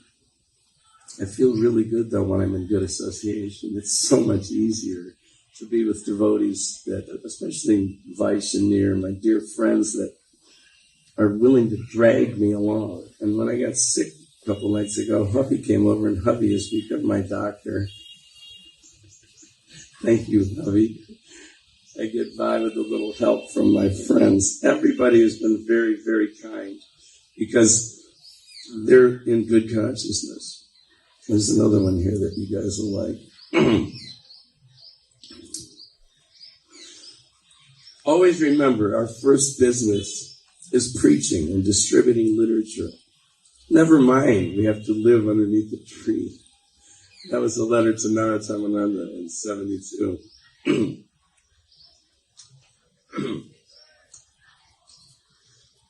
Do not be depressed. In my absence, you read the books. What I talk, I have written in my books. You can associate with me by reading my books. So I have experience with that. When I pay attention and when I read Srila Prabhupada's books, I feel peaceful and happy, and I feel inspired to share it with others. In fact, I have this thing where I just can't not give people books. Whatever I'm doing, I bring books with me. If I go into the store to buy boga, I put books in my pockets, and anybody that will take one, I give them to them. And I tell them the same thing every time. They say, what is this? I say, it's a book. It's a new invention. You'll read them and learn stuff. And the subject matter is inner peace and higher consciousness through yoga and meditation and how to realize our true potential in life. And people like to hear that, especially lately. These last 10 years, people are more stressed out than I've ever seen it, because that's one of my mantras. These books, they teach you how to get free from stress. And when I say that to people, they say, oh, I need 2 of these books. And people, they live with this stress every day. It's not, it just makes life so much harder. We could be free, we could be happy, we could do all kinds of things, but we're so held down by our own false ego that keeps us in frustrated consciousness. Prabhupada said here, just like a rope comes down the well, so anyone may catch that rope from any position, he is sure to be delivered. So our aim should be not give up the rope. We must capture the rope very tightly, then our deliverance is assured. So far as I'm concerned, in relationship with my disciples who are so kindly cooperating with me in the matter of rendering this service to my spiritual master, for them, I'm always ready to come back from Goloka Vrindavan if they are not delivered along with me. So don't be worried about the clutches of Maya. Be fixed in your determination and go on serving the Supreme Lord Krishna with determination, as you are already doing. So like I said before, we know what the process is. And whatever you do in your, wherever, whatever, whoever, if you just apply Krishna consciousness in your life, Nityam Bhagavata Sevaya means all the time, at least daily. And I find with myself, my ups and downs, if I just apply myself, when I pull out the Bhagavad Gita and say I'm doing my chapter, nothing bothers me. And then I do whatever else I have, because I make myself do it, because even though I love reading Prabhupada's books, it's not always my first thought. But when I make myself do it, I feel Krishna's like, see, that one's so bad, was it? It's forced meditation, Prabhupada said. In this age, meditation is impossible.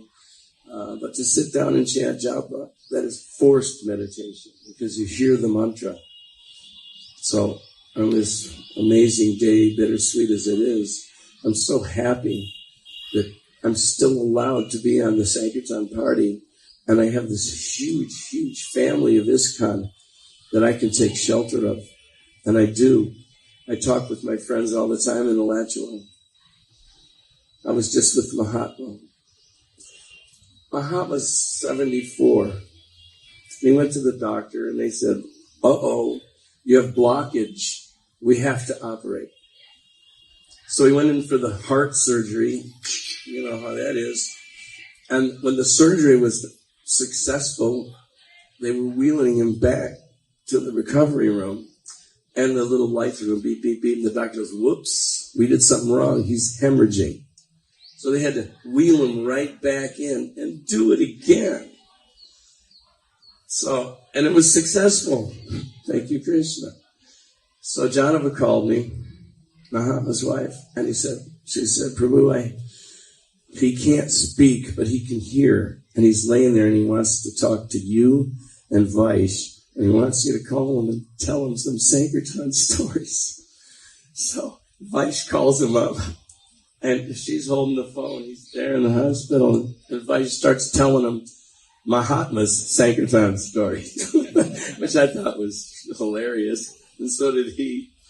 The most amazing thing was because after laying there, and he was already thin, but he looked like, his eyes were so sunken in and he was just laying there. But when he saw me, he smiled.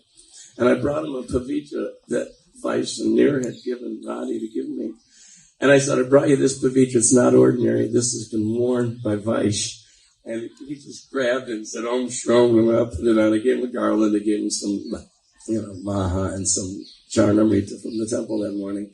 And he lit up. I was there for maybe an hour. Then the next day when I went back, he was out of the bed, sitting in a wheelchair. And he said, Div, you want to take a walk? Because they want you to move around. So, I got to wheel him around the floor. And when I was wheeling him around the floor, he started telling me his realizations.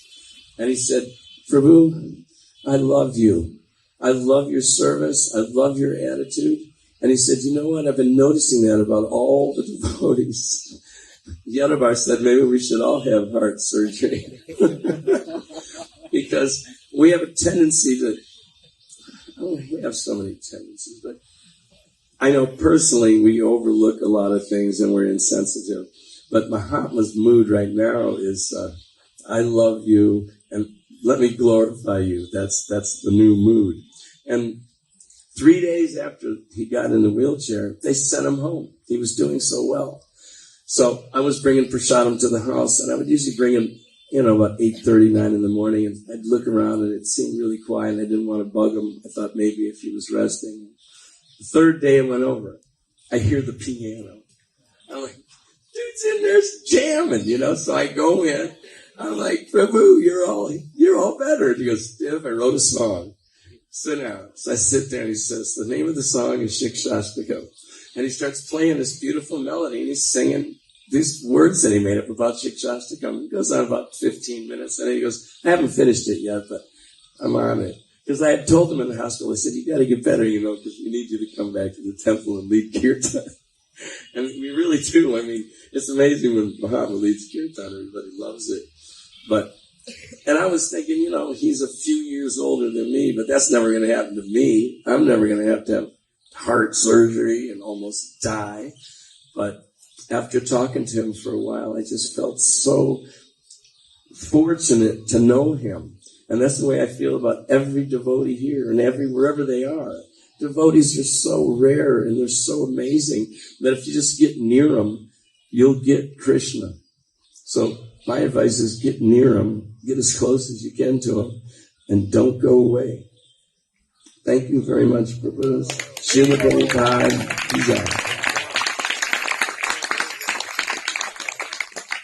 His Grace Divyanga Prabhu ki. His Grace Banabhata Prabhu. Hare Krishna, Krishna Krishna, Hare Hare, Hare Rama, Hare Rama. Rama Rama, Hare Hare. Hare Krishna, Krishna Krishna, Hare Rama, Hare Rama.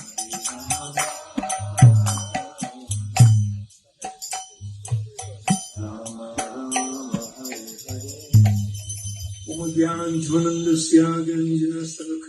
Chakshur Unmilitam Jena Tasmai Shri Gurave Namaha.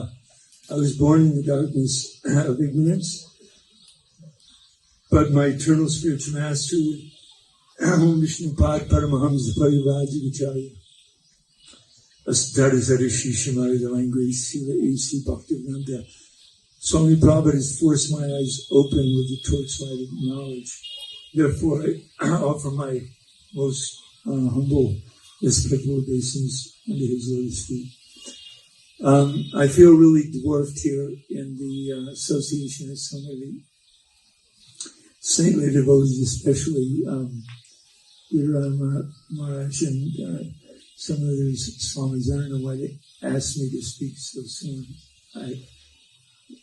I'd much rather actually, I'd much rather hear from them. But I'm going to have to read something because I have a little bit of short-term memory loss, and it's hard if I don't do that.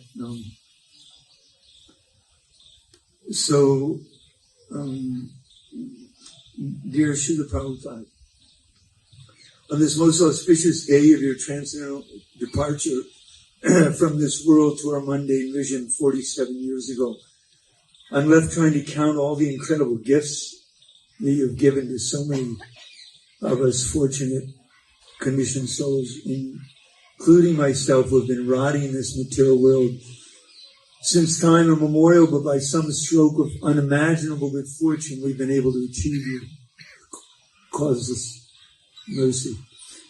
What could we have ever done in previous lifetimes? If you offer this inconceivable good fortune, what can we do to repay your infinite kindness upon us? Srila Prabhupada, how can I, just a tiny, insignificant creature, overwhelmed by the modes of passion and ignorance, and infused with a causeless unwillingness to surrender to the Supreme Lord, begin to understand and conceive of the transcendental nature of your activities? I live in New Vrindavan now, and one of my main services there is to give tours at Prabhupada's palace, and it seems to be one of the most incredible services that I can imagine, because every day, 3, 4, 5, 6, 8 times a day, I'm able to talk about Srila Prabhupada and how he came to America.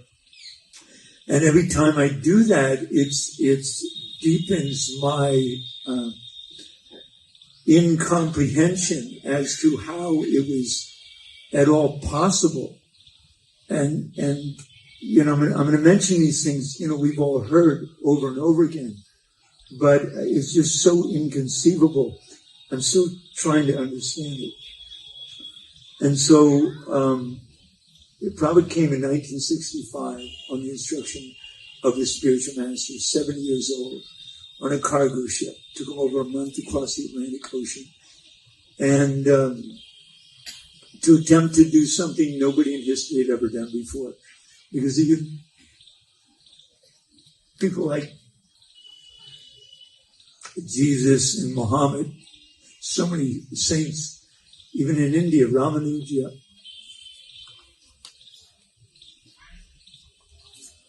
Madhvacharya, Shankara, but they all did them among their own people. Prabhupada actually was attempting to transplant an ancient spiritual culture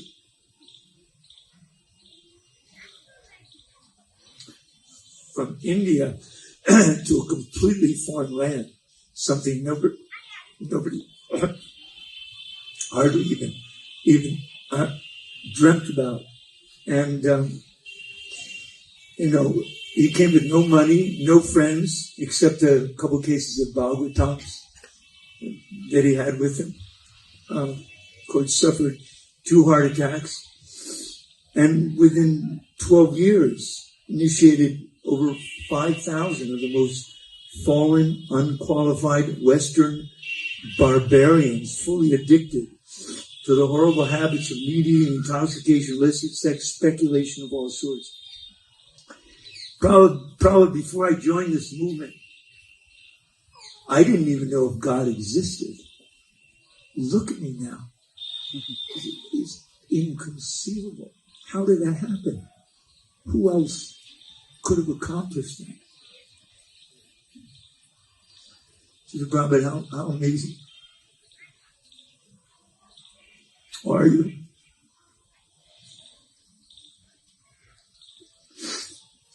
Not only that,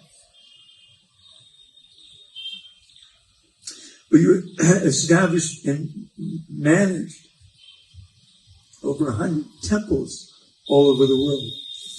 I know there's a lot of kind of study of management systems now in modern day.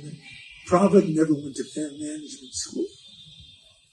He also, when he was a Grihasta, managed Dr. Bose's all kind of pharmaceutical places. And he wrote over 70 books, translated 87 different languages, distributing millions of copies of them everywhere through his disciples, established Rath Yatra in major cities worldwide. What to speak of distributing millions upon millions of plates of pure Krishna prasadam. So much of that done through his disciples. And I'm still completely bewildered as to how it was humanly possible for Prabhupada to do this. I think scholars, historians, to this day must still be scratching their heads. It is humanly impossible, even a fraction of what Prabhupada did. Prabhupada told us many times, he said, Krishna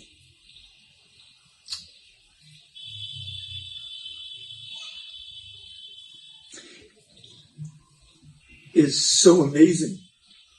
He's Yogeshwar. He's a supreme mystic. And he does everything so wonderfully, and that he leaves everyone bewildered. And no one can figure out how he did anything. And because Prabhupada had nothing materially but firm faith in the order of his spiritual master and in the holy name of Krishna, then he accomplished what nobody in human history of this planet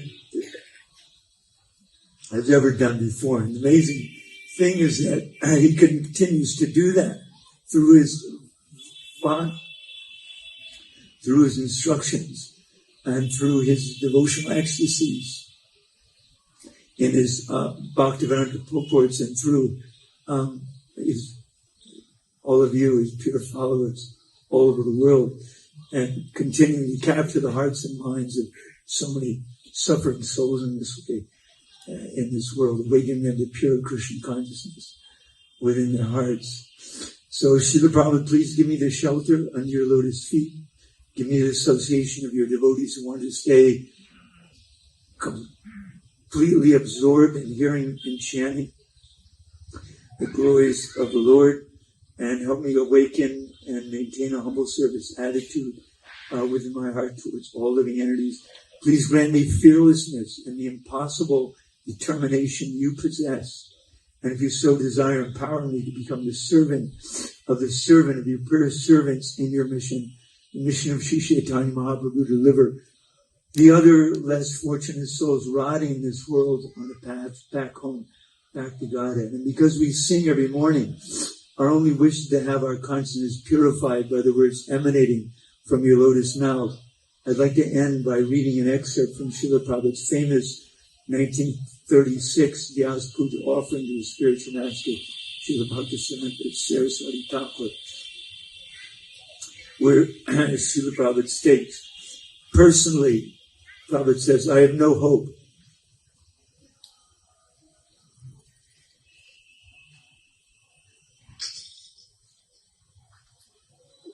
I think this is called something like dying. He says, I have no hope for any direct service for the coming course of birth of the sojourn of my life. But I'm confident that some day or other I should be delivered from this mire of delusion at which I am so, at present, so deeply sunk. Therefore, let me, with all my earnestness, pray at the lotus feet of my Divine Master to allow me to suffer the lot for which I am destined due to my past misdoings, but to let me have this power of recollection that I am nothing but a tiny servant of the Almighty, Absolute Godhead.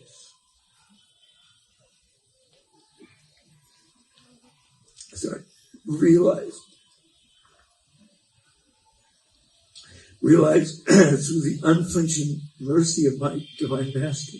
Let me therefore bow down at his lotus feet with all the humility at my command. And Srila Prabhupada, in conclusion, I want you to please bless all the devotees in the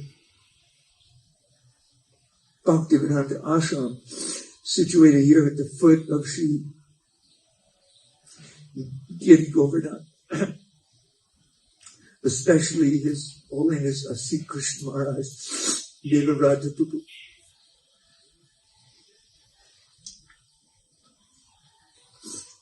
and all the other wonderful devotees who allowed us to stay here at this most auspicious time of Kartik and become completely immersed in the extensive hearing of Srimad Bhagavatam with His grace by Sri Prabhu. And we feel incredibly fortunate to be here. And I will remain indebted to you for your kindness and tolerance. You're in significant servant.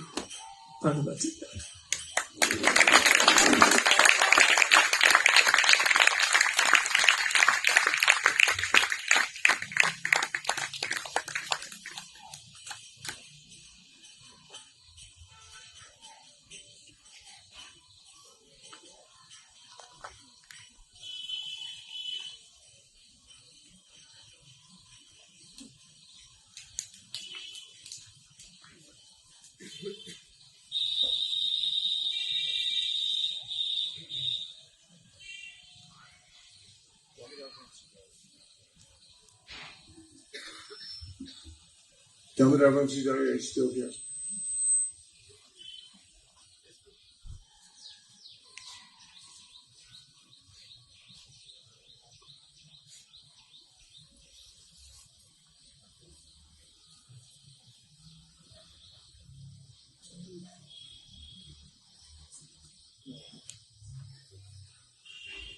We welcome His Grace Damodar Vamsidhari Prabhu.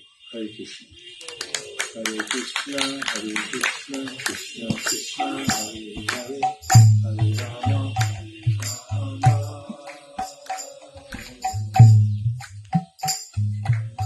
Rama, Rama Rama, Hare Hare.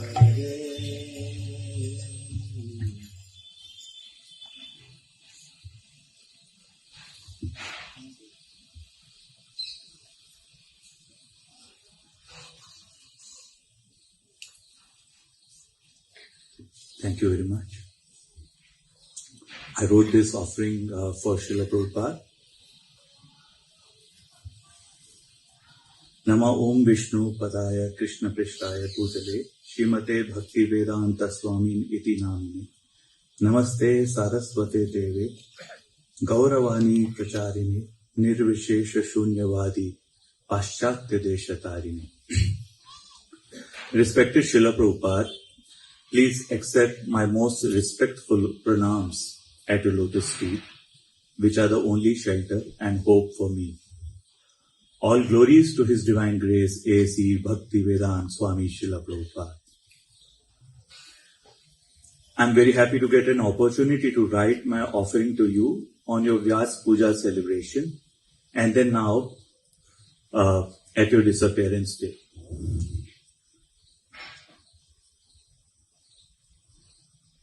I'll be spontaneous as I have been asked to make it short.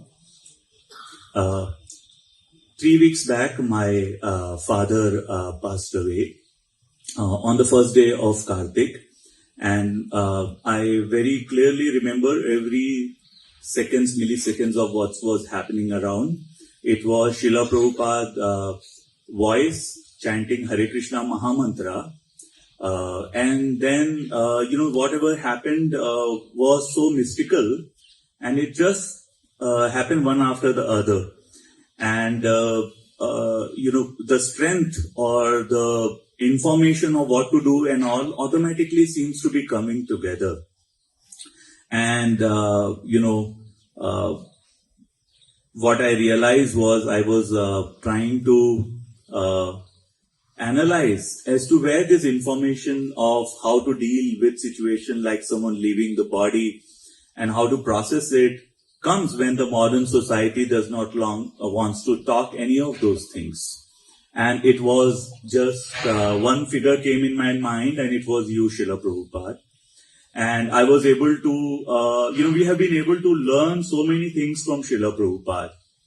And my observation was also that it's not just the devotees who are in ISKCON. I have seen people who just get introduced to the Mahamantra, and I have seen personally some attending someone or someone getting a blood work done, and when the nurse is taking the blood out, immediately they'll go into Hare Krishna, Krishna Krishna, Hare Hare, Hare Rama, Rama Rama, Hare Hare. And when you observe all these things 60 years back, what was the solace point for these souls to connect to Krishna? Srila Prabhupada had made all these connections so easy for the world. Everything which is there, Srila Prabhupada taught us, and it is up to us to absorb and to expand.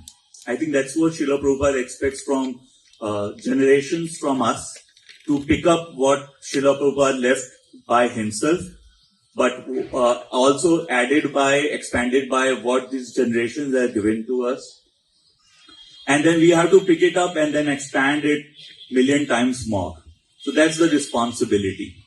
And good part is everything is expanding in Krishna consciousness right now. Let's evaluate. The number of books getting distributed every year, we are breaking the records year by year. The number of languages books are getting translated and distributed is going hockey stick, correct? So if there was a corporate strategy, we can put it up. The number of products, the kind of distribution is amazing.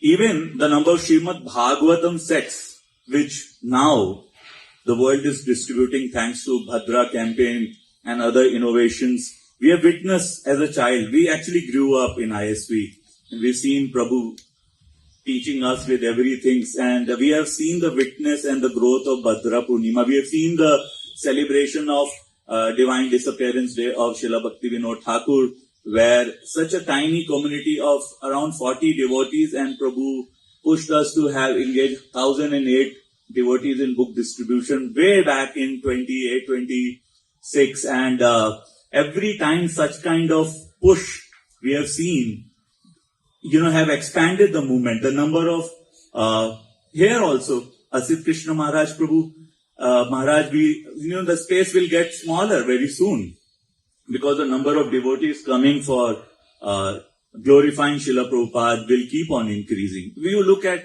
Maharaj, Radhanath Swami Maharaj, 11,000 devotees in Mayapur. The Anandam Buddhi Vardhanam manifestation, if you have to just see and observe, every number is increasing for Srila Prabhupada.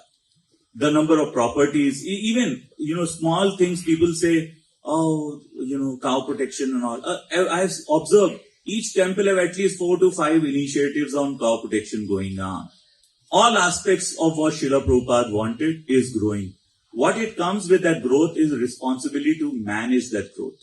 And we have to continue our strict, serious sadhana along with our faithfulness and loyalty to Srila Prabhupada, and then coming up together, organizing ourselves, managing rightly and delivering it for Srila Prabhupada. I request your blessings and cooperation so we all come together, glorify Srila Prabhupada more and more, and engage everyone which are walking here. They should have a book very soon. Thank you so much. Hare Krishna. Thank you. Thank you. Grace Damodar Vamsidhari Prabhu Ki. And now it's our great pleasure and honor to invite His Holiness Giri Raj Maharaj to please come and speak. Hare Krishna, Krishna Krishna, Hare Hare, Hare Rama,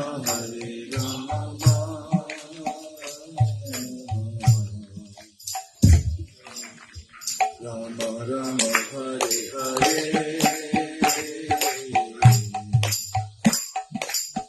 Krishna, Krishna Krishna, Hare Hare, Hare Rama, Rama Rama, Hare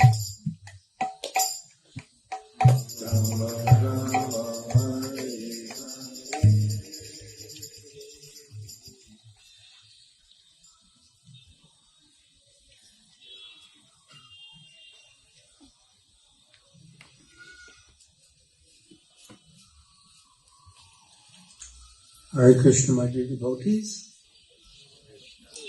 It's a great honor and pleasure and privilege for me to be with all of you on this auspicious occasion in this holy place.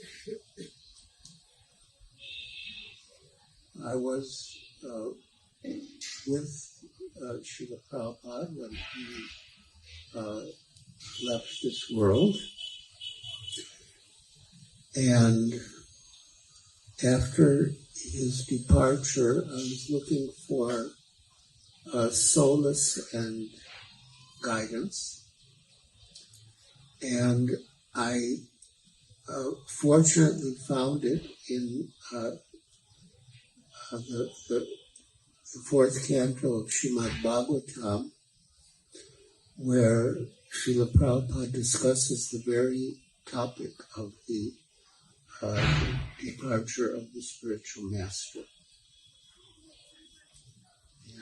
And what I read was extremely instructive and enlightening and encouraging. So this is Srimad Bhagavatam, Canto 4, Chapter 28. Puranjan becomes a woman in his next life.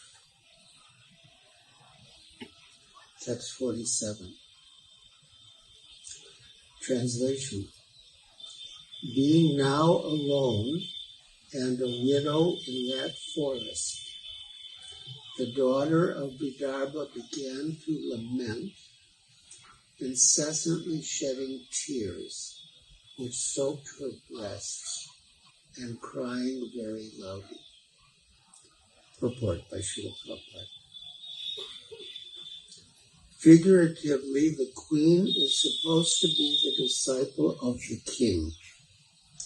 Thus, when the mortal body of the spiritual master expires, his disciples should cry exactly as the queen cries when the king leaves his body.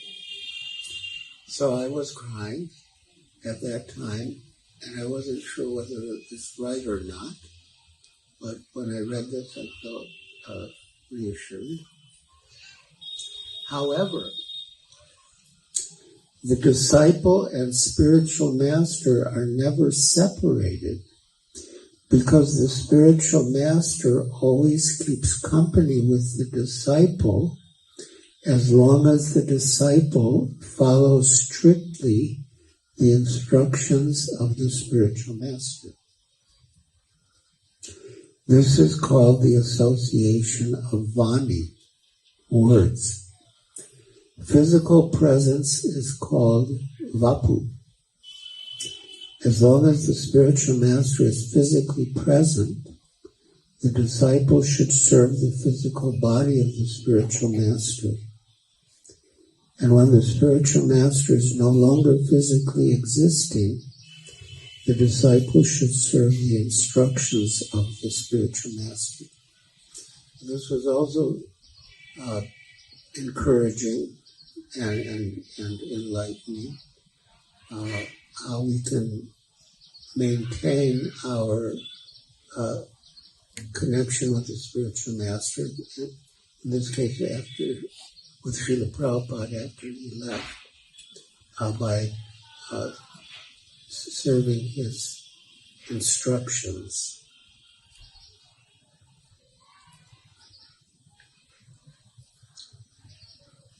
Text 48. O best of kings, please get up, get up. Just see this world surrounded by water and infested with rogues and so-called kings. This world is very much afraid, and it is your duty to protect her. Purport. Whenever an acharya comes, following the superior orders of the Supreme Personality of Godhead or his representative, he establishes the principles of religion as enunciated in Bhagavad Gita. Religion means abiding by the orders of the Supreme Personality of Godhead. Religious principles begin from the time one surrenders to the Supreme Personality of Godhead.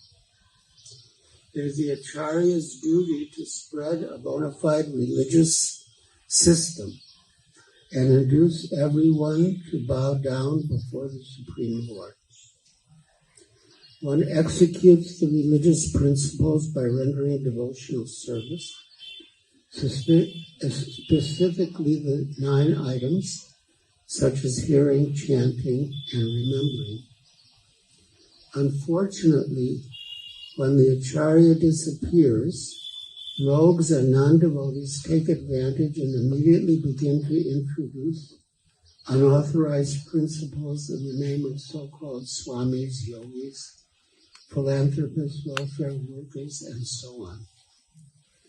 Actually, human life is meant for executing the orders of the Supreme Lord, and this is stated in Bhagavad Gita 9:34. Manmana bhava madbhakto madhyaji mam namaskuru mame vaishyasi taivam atmanam matparayana. Engage your mind always in thinking of me and become my devotee. Offer obeisances and worship me. Being completely absorbed in me, surely you will come to me. The main business of human society is to think of the Supreme Personality of Godhead at all times, to become his devotees, to worship the Supreme Lord, and to bow down before him. The Acharya, the authorized representative of the Supreme Lord, establishes these principles. But when he disappears, things once again become disordered. The perfect disciples of the Acharya try to relieve the situation by sincerely following the instructions of the spiritual master. And that this particular sentence was the guidance that I needed. It gave me my mission in Srila Prabhupada's physical absence.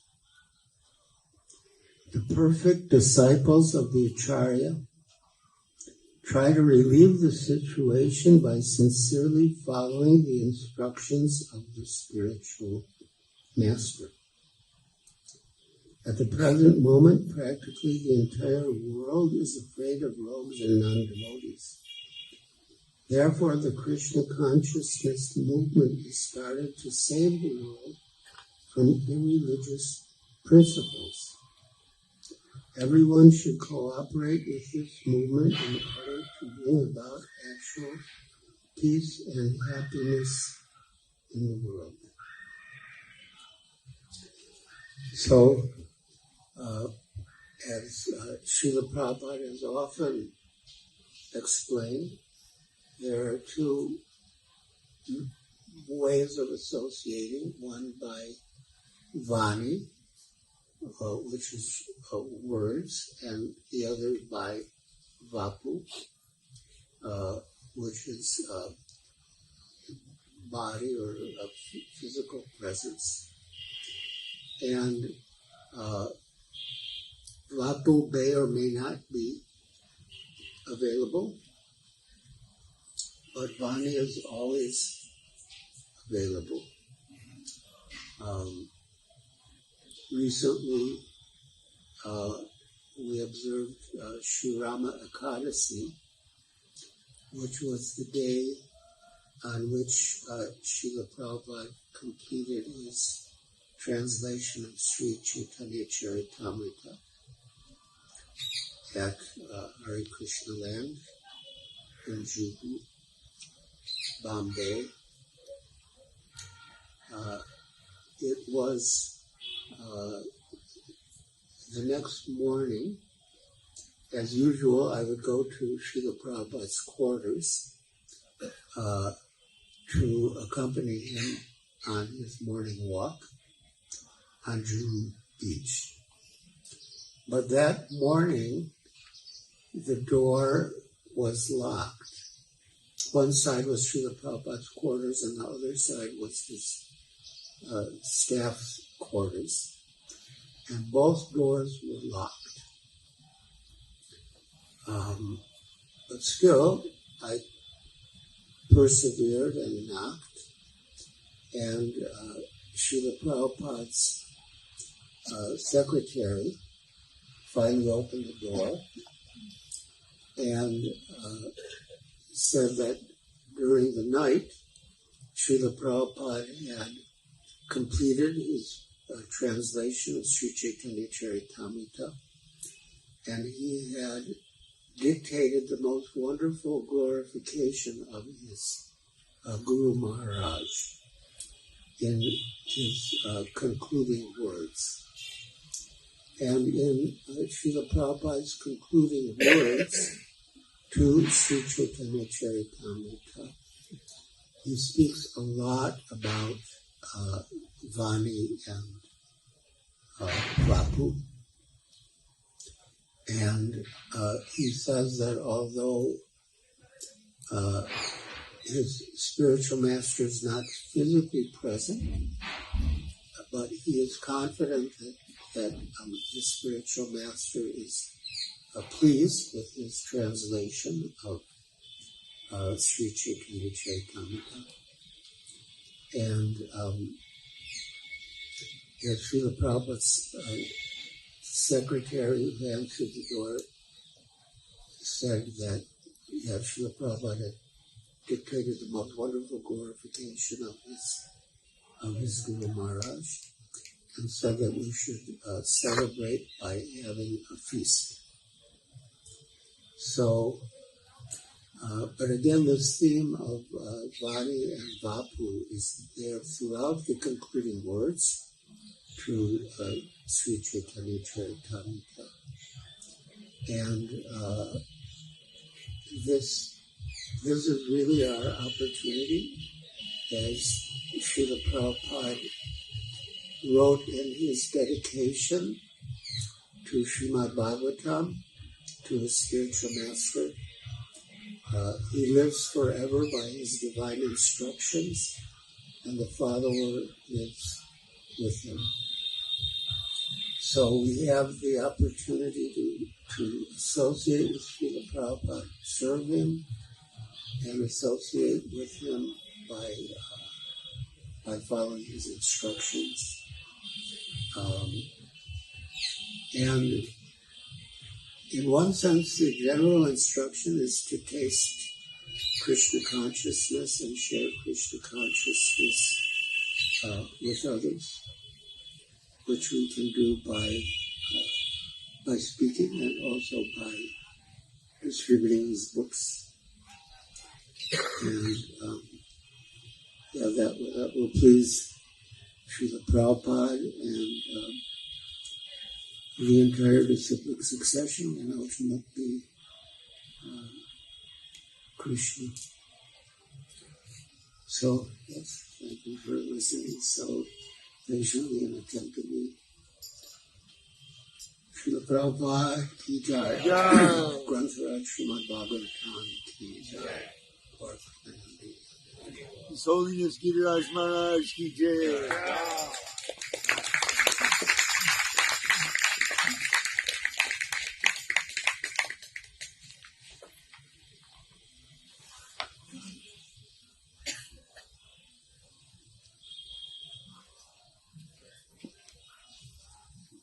His Holiness Giriraj Maharaj ki. And now, I'm very honored to be able to call Bhaktivedanta Swami, who's come into the assembly here at Nanasharya. Mars, welcome. Hare Krishna, Krishna Krishna, Hare Hare, Hare Rama,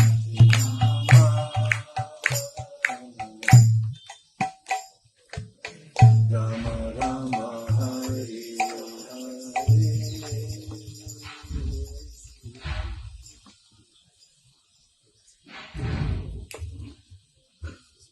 Namo Vishnupadaya Krishna Krishnaya Bhutale Srimati Bhaktivedanta Swami Niti Namine Namaste Saraswati Deve Gauravani Pracharine Nirvishvesha Shunyavadi Praschatya Deshatarine. Hare Krishna. I'm here with a very special mission.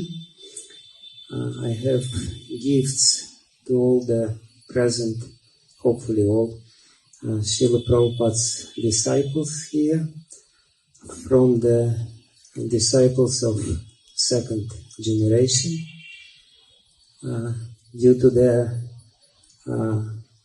loyal and sincere service and following Srila Prabhupada, they managed to give Srila Prabhupada to all of us.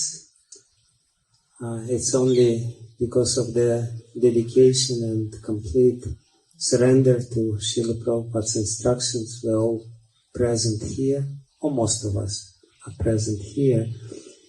As a little token of gratitude to all of them, devotees from Russia, they prepared a special gift on this day.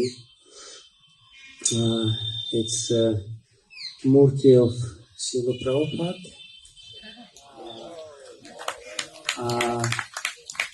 And this murti is made out of the coins collected during Sankirtan in all those countries which Srila Prabhupada visited. There was one problem in one South American country, there was no coins anymore. They only have paper.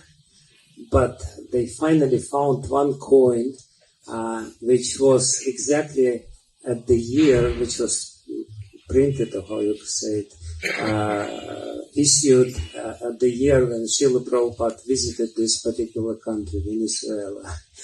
So this is the murti of Srila Prabhupada, and there is a case, and on the cover of this case, it's a tree, jackfruit tree, under which Srila Prabhupada was born. And a little piece of this tree is included into this kit. And there is a letter from Srila Prabhupada, which was already quoted today.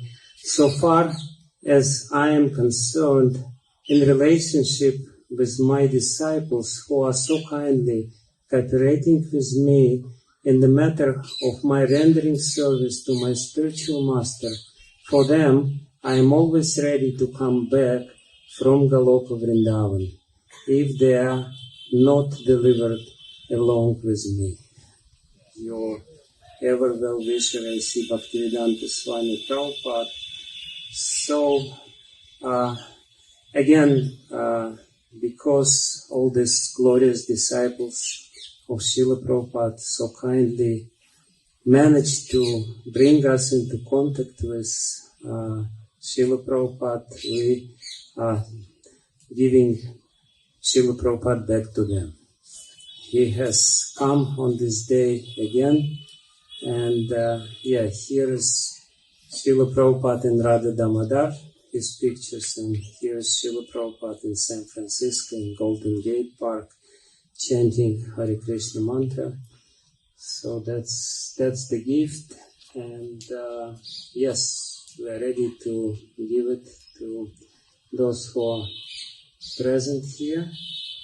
Let's start with Giriraj Maharaj. I'll be happy to.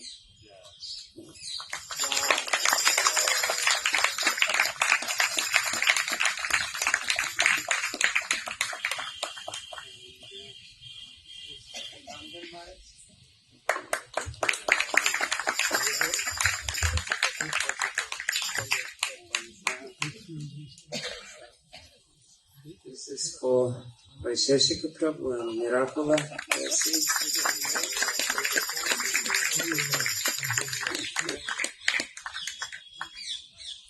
And this is for Burijan Prabhu.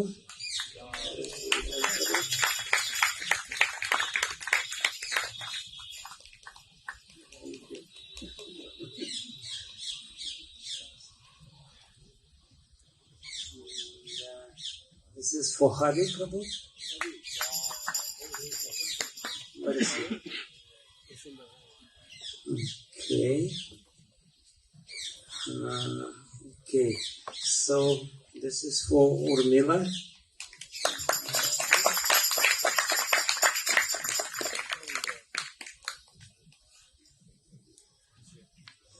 Thank you very much. Thank you. That is Hari? Oh, Hari Prabhu. Srila Prabhupada has come again.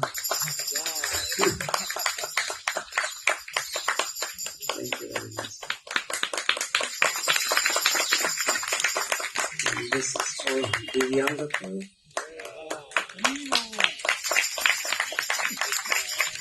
Thank you. And who else is here? Oh, yeah, Vanapat. Thank you. Thank you very much.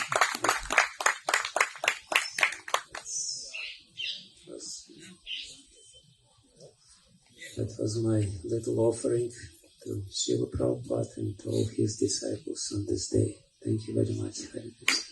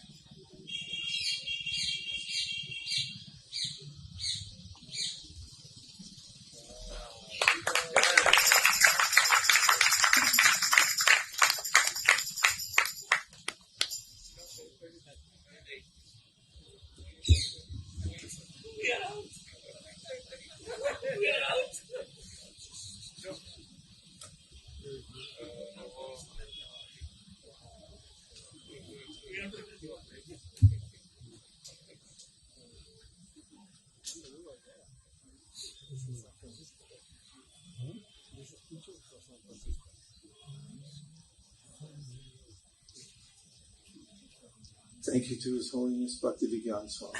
Hare Krishna.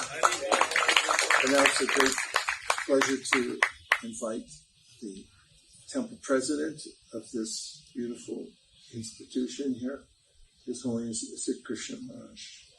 Please come up and give us some encouragement. Krishna, Krishna Krishna, Hare Hare, Hare Rama,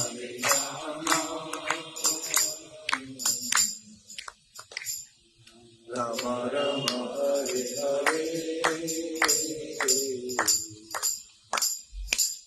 Hare Krishna, Krishna Krishna, Hare Hare, Hare Rama, Rama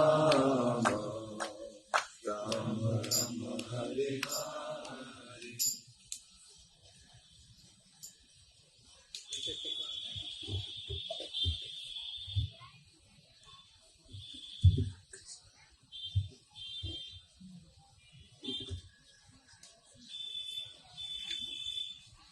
Om Namo Vishnupadaya Krishna Preshthaya Bhutale Srimate Bhaktivedanta Swami Iti Namine Namaste Saraswati Deve Gauravani Pracharine Nirvishesha Sunyabadi Paschatya Desatarine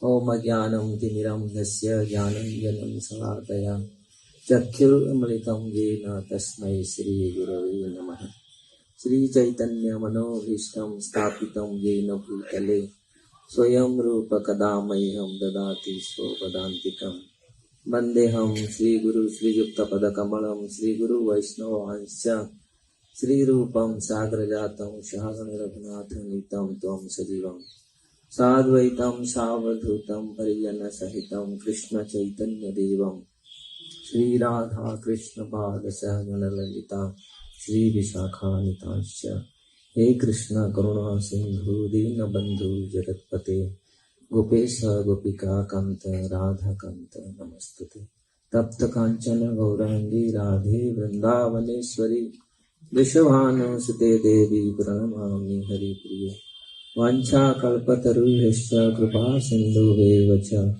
Patitanam Pavanebhyo Vaishnavebhyo Namo Namah Jai Shri Krishna Chaitanya Prabhu Nityananda Sri Advaita Gadadhar Shivasadi Gaur Bhaktavinda Hare Krishna Krishna Krishna Hare Hare Hare Rama Rama Rama Hare Hare. So I am indebted to all of you. I am indebted to Srila Prabhupada. We are actually all are indebted to Prabhupada. And the great Vaishnavas like Maharaj, the Prabhus all came here. And this is the foot of the Giriraj. And we know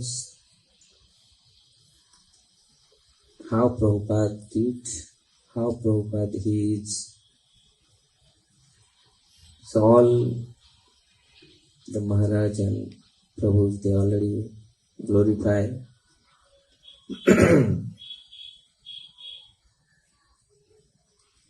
But I am so insignificant.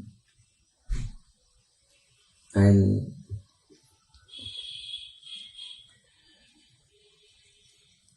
when I was reading in college,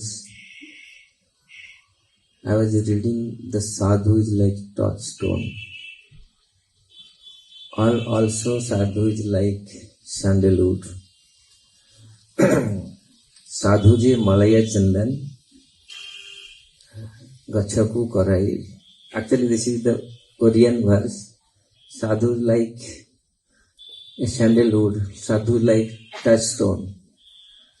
And when I came contact with the devotees, ISKCON devotees, I can realize actually how the sadhu is like touchstone, how sadhu is like sandalwood.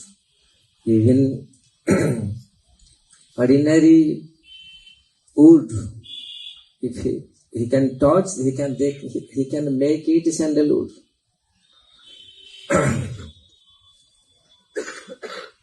So many people claim,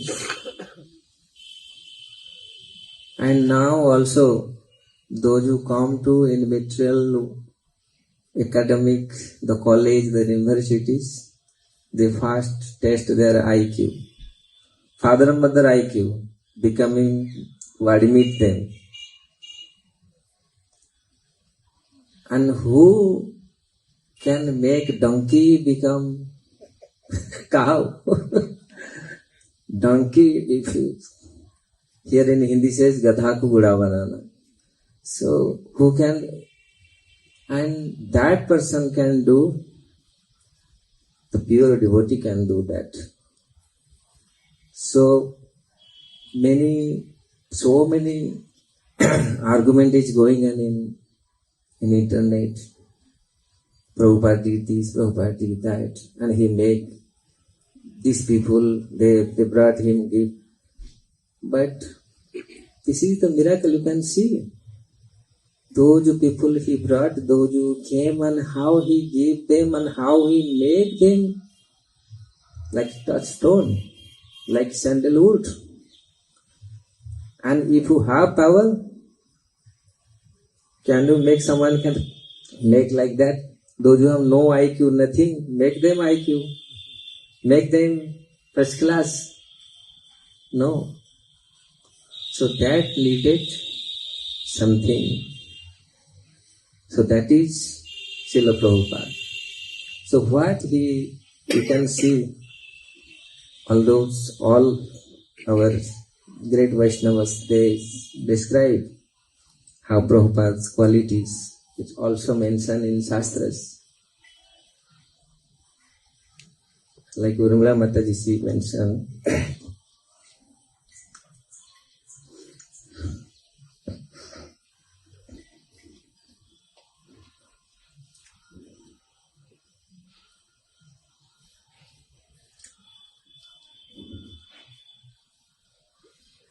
real humbleness, real humility.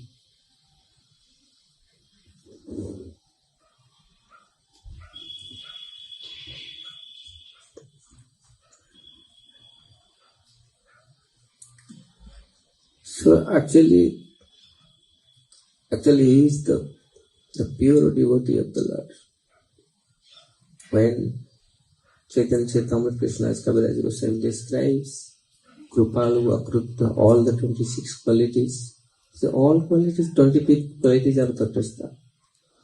But one quality is the Swarup Lakshan, that is the Krishnaika Saranam. He is completely surrendered to Krishna.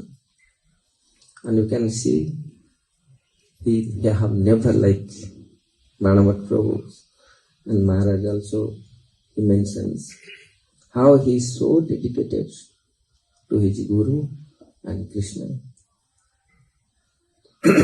When we are here and His Holiness Giriraj Maharaj here and Tamal Krishna Maharaj, they want to establish this place.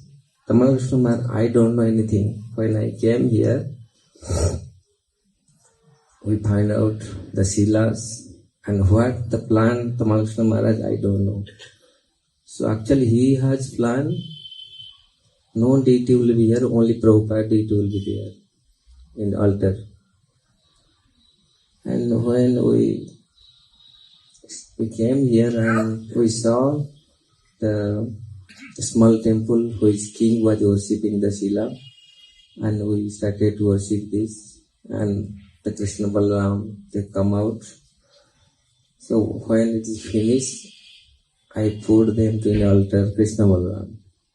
So when Tamal Krishna Maharaj came, he saw, because his plan was he wants to offer to Prabhupada, this will be Prabhupada palace. I saw he was angry and his face was red. I thought, oh my God, I will take the... And immediately he cooled down. He said, Prabhupada, never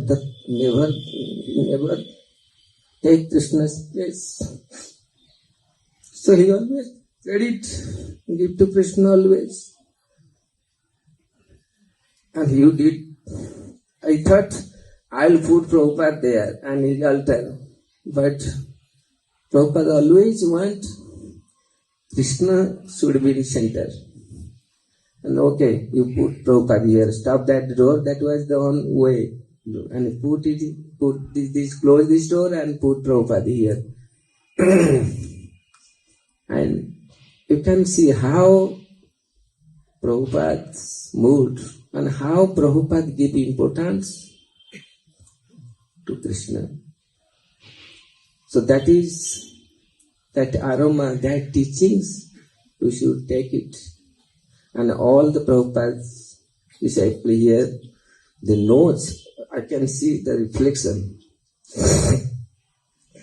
Rumla Mataji, when he was saying, fanning Prabhupada, I saw no one is fanning.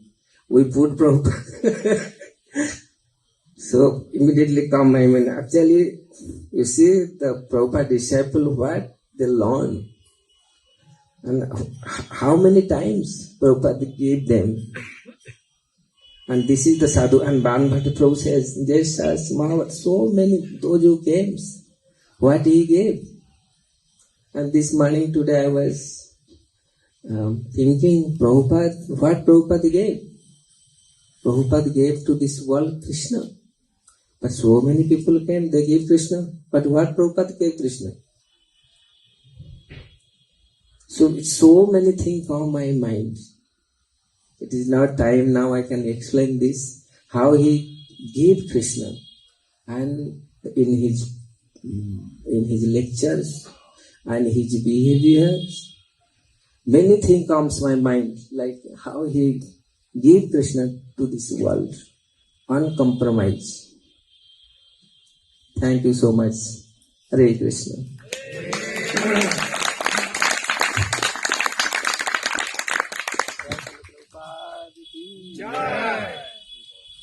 Swami Mr. Sid Krishna Maharaj ki jai.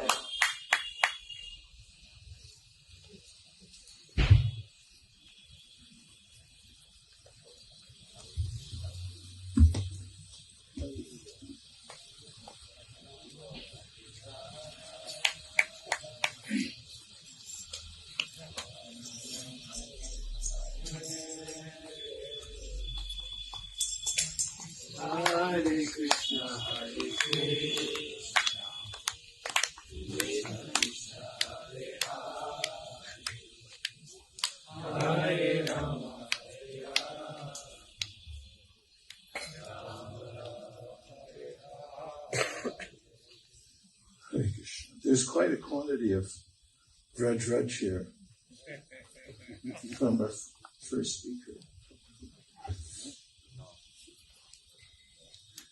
Namo Vishnu Padaya Krishna Preshaya Bhutalaya Srimate Bhaktivedanta Swami Nityanamani. Namaste Saraswate Deve Gauravani Pracharine Nirvishesha Shanyavari Paschatya Deshataya. In this pranam mantra, recently one of my dear friends and godbrother, Satyadev Prabhu, was speaking on Prabhupada's Vyasa Puja, and he was mentioning how Prabhupada had written his pranam mantra. He wrote it as a mission statement that we could be clear about what was the order of his spiritual master and how he intended to carry it out. Namaste Saraswate Deve Gauravani Pracharine Nirvishesha Shunyavadi Paschatya Deshatarine. As he was following his guru, he was expanding what Sri Chaitanya Mahaprabhu came to teach. He came to annihilate the misconception of Nirvishesha and Shunyavadi. And he also wanted to do it in Paschatya Desh, come to the Western countries. That's a very complete mission statement. And it's one that is a beacon for all of us that Prabhupada had a clear mission. And because he had a clear mission, he was able to express it very clearly to us, how we could be of assistance. I've then or since, thought of the ways in which Prabhupada managed the Krishna consciousness movement, and that is what I've come to think of as mission-driven management.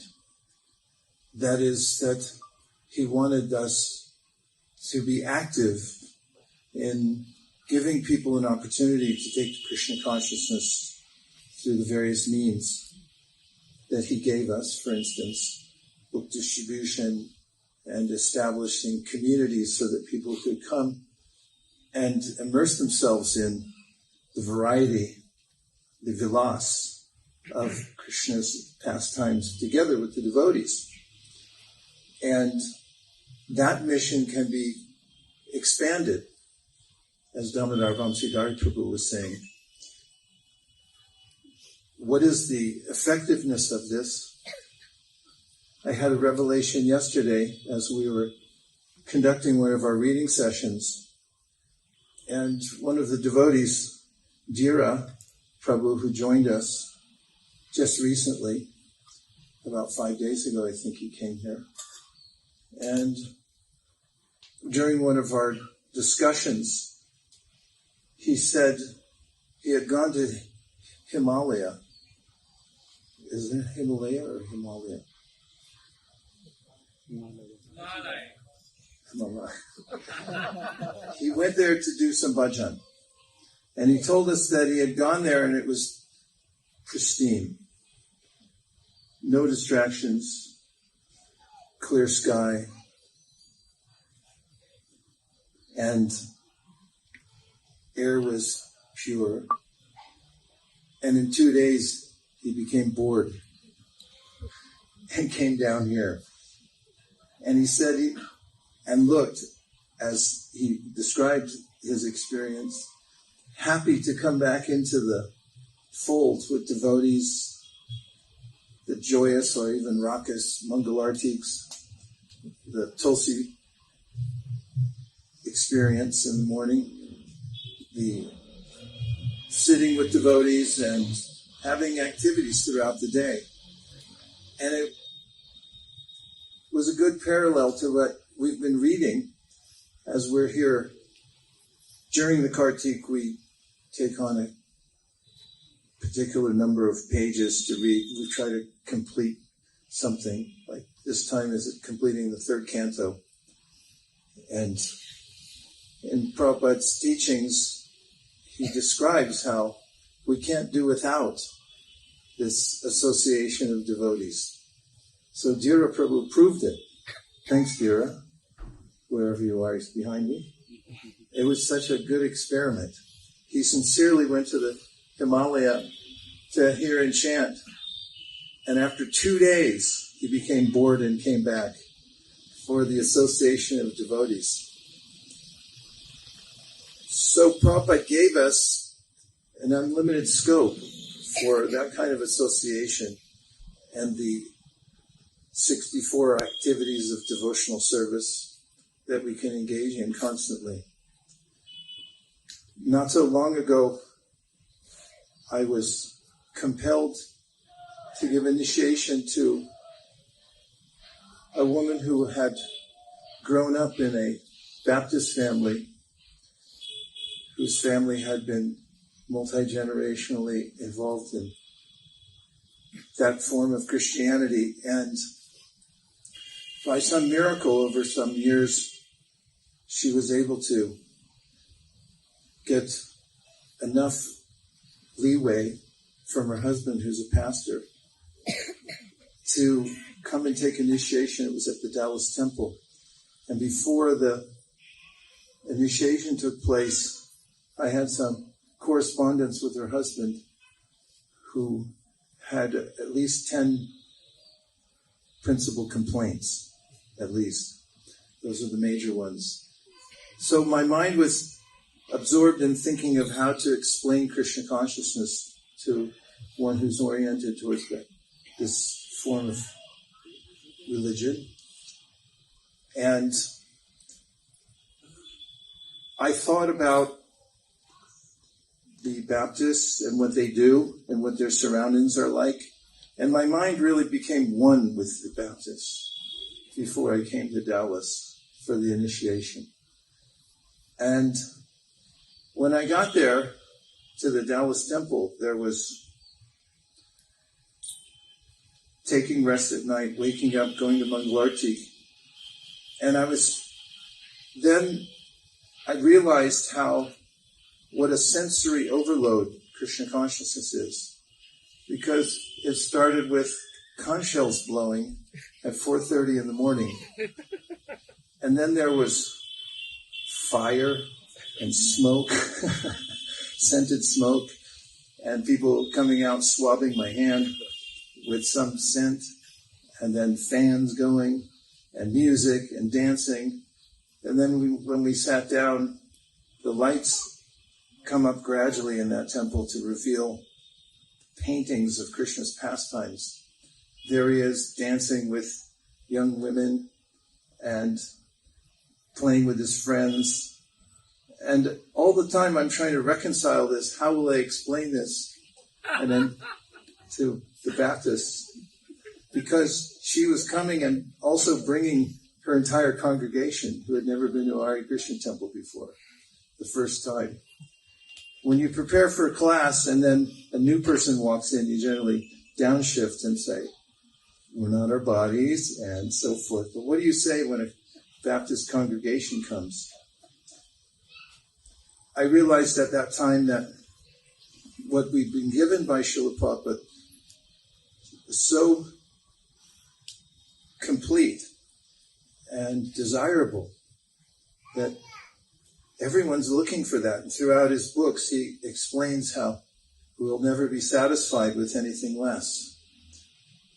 And one more thing about the pranam mantra is that when I was once traveling extensively with the godbrother to various holy places, we'd go to the deities and we'd both bow down at the same time. We were joined at the hip during that trip, so I could hear what he was saying. He could hear what I was saying. We were both reciting Prabhupada's pranam mantra when we bowed to the various deities. And one day, even as we had our heads on the ground, he turned to me and said, we're in front of various deities. Why are we saying Prabhupada's pranam mantra? And I said, you're my senior godbrother, you tell me.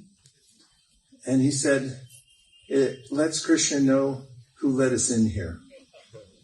And I started thinking about how Prabhupada let us in everywhere. And when we take the pranam mantra with us and present ourselves, we become presentable. Because I'm under this mission, I'm under this person, and this is my identity. We read this morning from Prahlad Maharaj. We're trying to pick out verses in which Prahlad in his prayers to Lord Nrsingadev talks about Britya Sevam, worshipping the devotees, serving the devotees. And one of the famous verses of Prahlad Maharaj, Evam janam nipatitam prabhavahi kupe kama bikam anuyam prapatam prasanga kritva vasat shvarashina bhagavan grihita soham katam nuvishuje tavabritya sevam. He says, and Prabhupada was very fond of this verse, and it fits well with today and the theme of what do we do now that Prabhupada's no longer physically here, as we often repeat. Evam janam nepatitam, Prahlad expresses this sense of gratitude that you saved me. My spiritual master saved me from what? From a pit full of snakes. And he says, Kama abhikama anuya prapatam prasanga. I was just following the normal course of activities which leads one after another into this unfortunate well where there's no escape. And then he says, Kritva masat shurashina. But you've purified me. Kritva masat. He said, you caused me to come to a higher standard of life. Shurashina. Who did it? The sage Narada, my spiritual master. Bhagavan Grihito. And then he finishes, Soham Katam Nuvishade Tava Britta Sevam. So he says then, so how could I give up his service? So the impetus, as we've heard today, for those who have been recipients of this special bequeathment that comes down through disciplic succession that Prabhupada so profusely and munificently distributed to the world, where he set up systems and laid the groundwork so this would go on in perpetuity and would offer everyone the opportunity to enter into this abundantly joyful atmosphere, is to go on with the mission and to wholeheartedly embrace the process itself. So,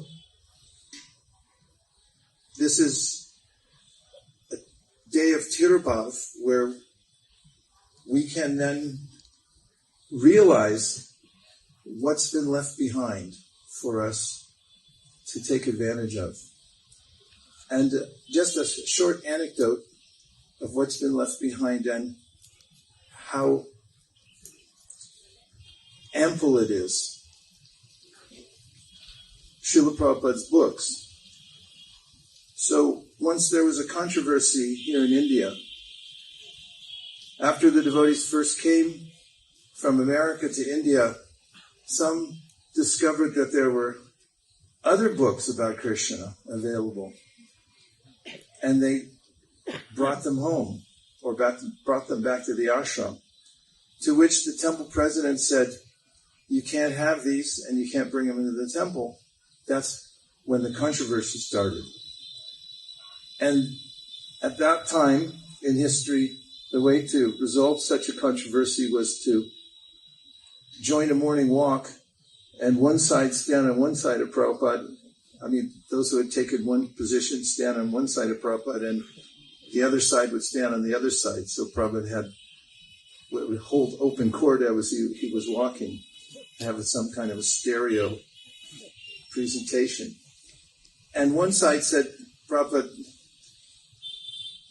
they're saying, meaning the temple president and the authority, that we shouldn't read the books of the previous acharyas. And Prabhupada said, I have said? I have not said. He said, I said you should read the books of the previous acharyas, but first you should assimilate what you already have. It's on record. And this idea of assimilating what one has intrigued me, because if we just take one aspect of what Srila Prabhupada left behind, that is his books, and then contemplate how one might assimilate what's in the books, I've thought about what it might take. One idea I have is that the amount of energy that Prabhupada gave to writing his books, which is legendary, we might also apply to reading them. What do you think? Only 5 or 6 people said Haribol. No, it's just an idea. I'm not saying everybody should do this, but it's a thought experiment that what if you try to assimilate? And what I realized was the more I try to assimilate, the more the content seems to expand. In fact, somebody commented yesterday that they'd read the same purport 4 or 5 times, but they're still finding things in there, even one of which could be life-changing and be a directive for one's life that one might have carved in some kind of tulsi beads and hung around one's neck that one could live by. One could write a PhD thesis on even one canto or one chapter, even one verse. So how would one assimilate? And this goes to the scope of what kind of bequeathment Prabhupada gave us. Sampradaya, after all, means the gift that keeps on giving. And this is Prabhupada's legacy, that he gave more than anybody. He organized it so that everyone would have the opportunity to take advantage of the vilas of Krishna consciousness. Should we break out into dance? I'm on my final sentences. Yapada pankacha palasa vilasya bhakta parmashrayam gratitam utkatanam tisanta. There's a way in which the Srimad Bhagavatam describes how we need that complete absorption in vilas, in the activities of Krishna. And Prabhupada's given us that. He's given us kata through his whole books. One could read the way Prabhupada wrote them. Get up at midnight, read all night long, take a little rest, have, I don't know, what could you have? A little japati, and then start reading again. We'd never come to the end of it. What to speak of all the other activities he's given us.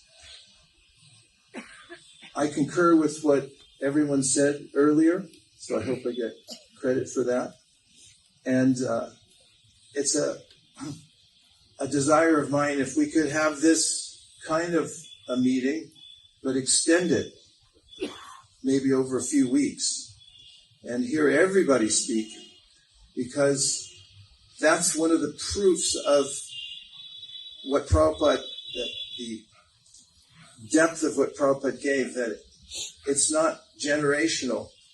It pervades the entire world and gives everyone an opportunity to enter into the same realm of the spiritual world.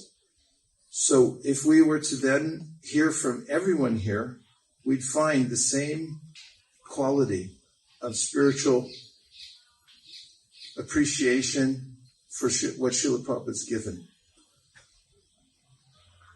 Thank you very much, everyone, for all that you're doing all over the world. Please be a kind friend to all living beings. And I propose that we go on distributing the great gifts that Srila Prabhupada's given us in their many forms and work together in cooperation. Om Tat Sat. Thank you very much. Now we're going to have a Pushpanjali. Now we're going to have a Pushpanjali ceremony. So this requires some strategy. We would like to make sure that everyone has access to Srila Prabhupada. So starting with the senior devotees, Ermilim, Nakula, Sarvabhauma, if you'd all come close, please make sure that you have space. Havi Prabhu has agreed to lead us in the Guru Puja. So if you'd kindly make a seat for him here. And just after the Pushpanjali, we're going to have the Sri Guru Puja, followed by Prasada. Gaur Premanande.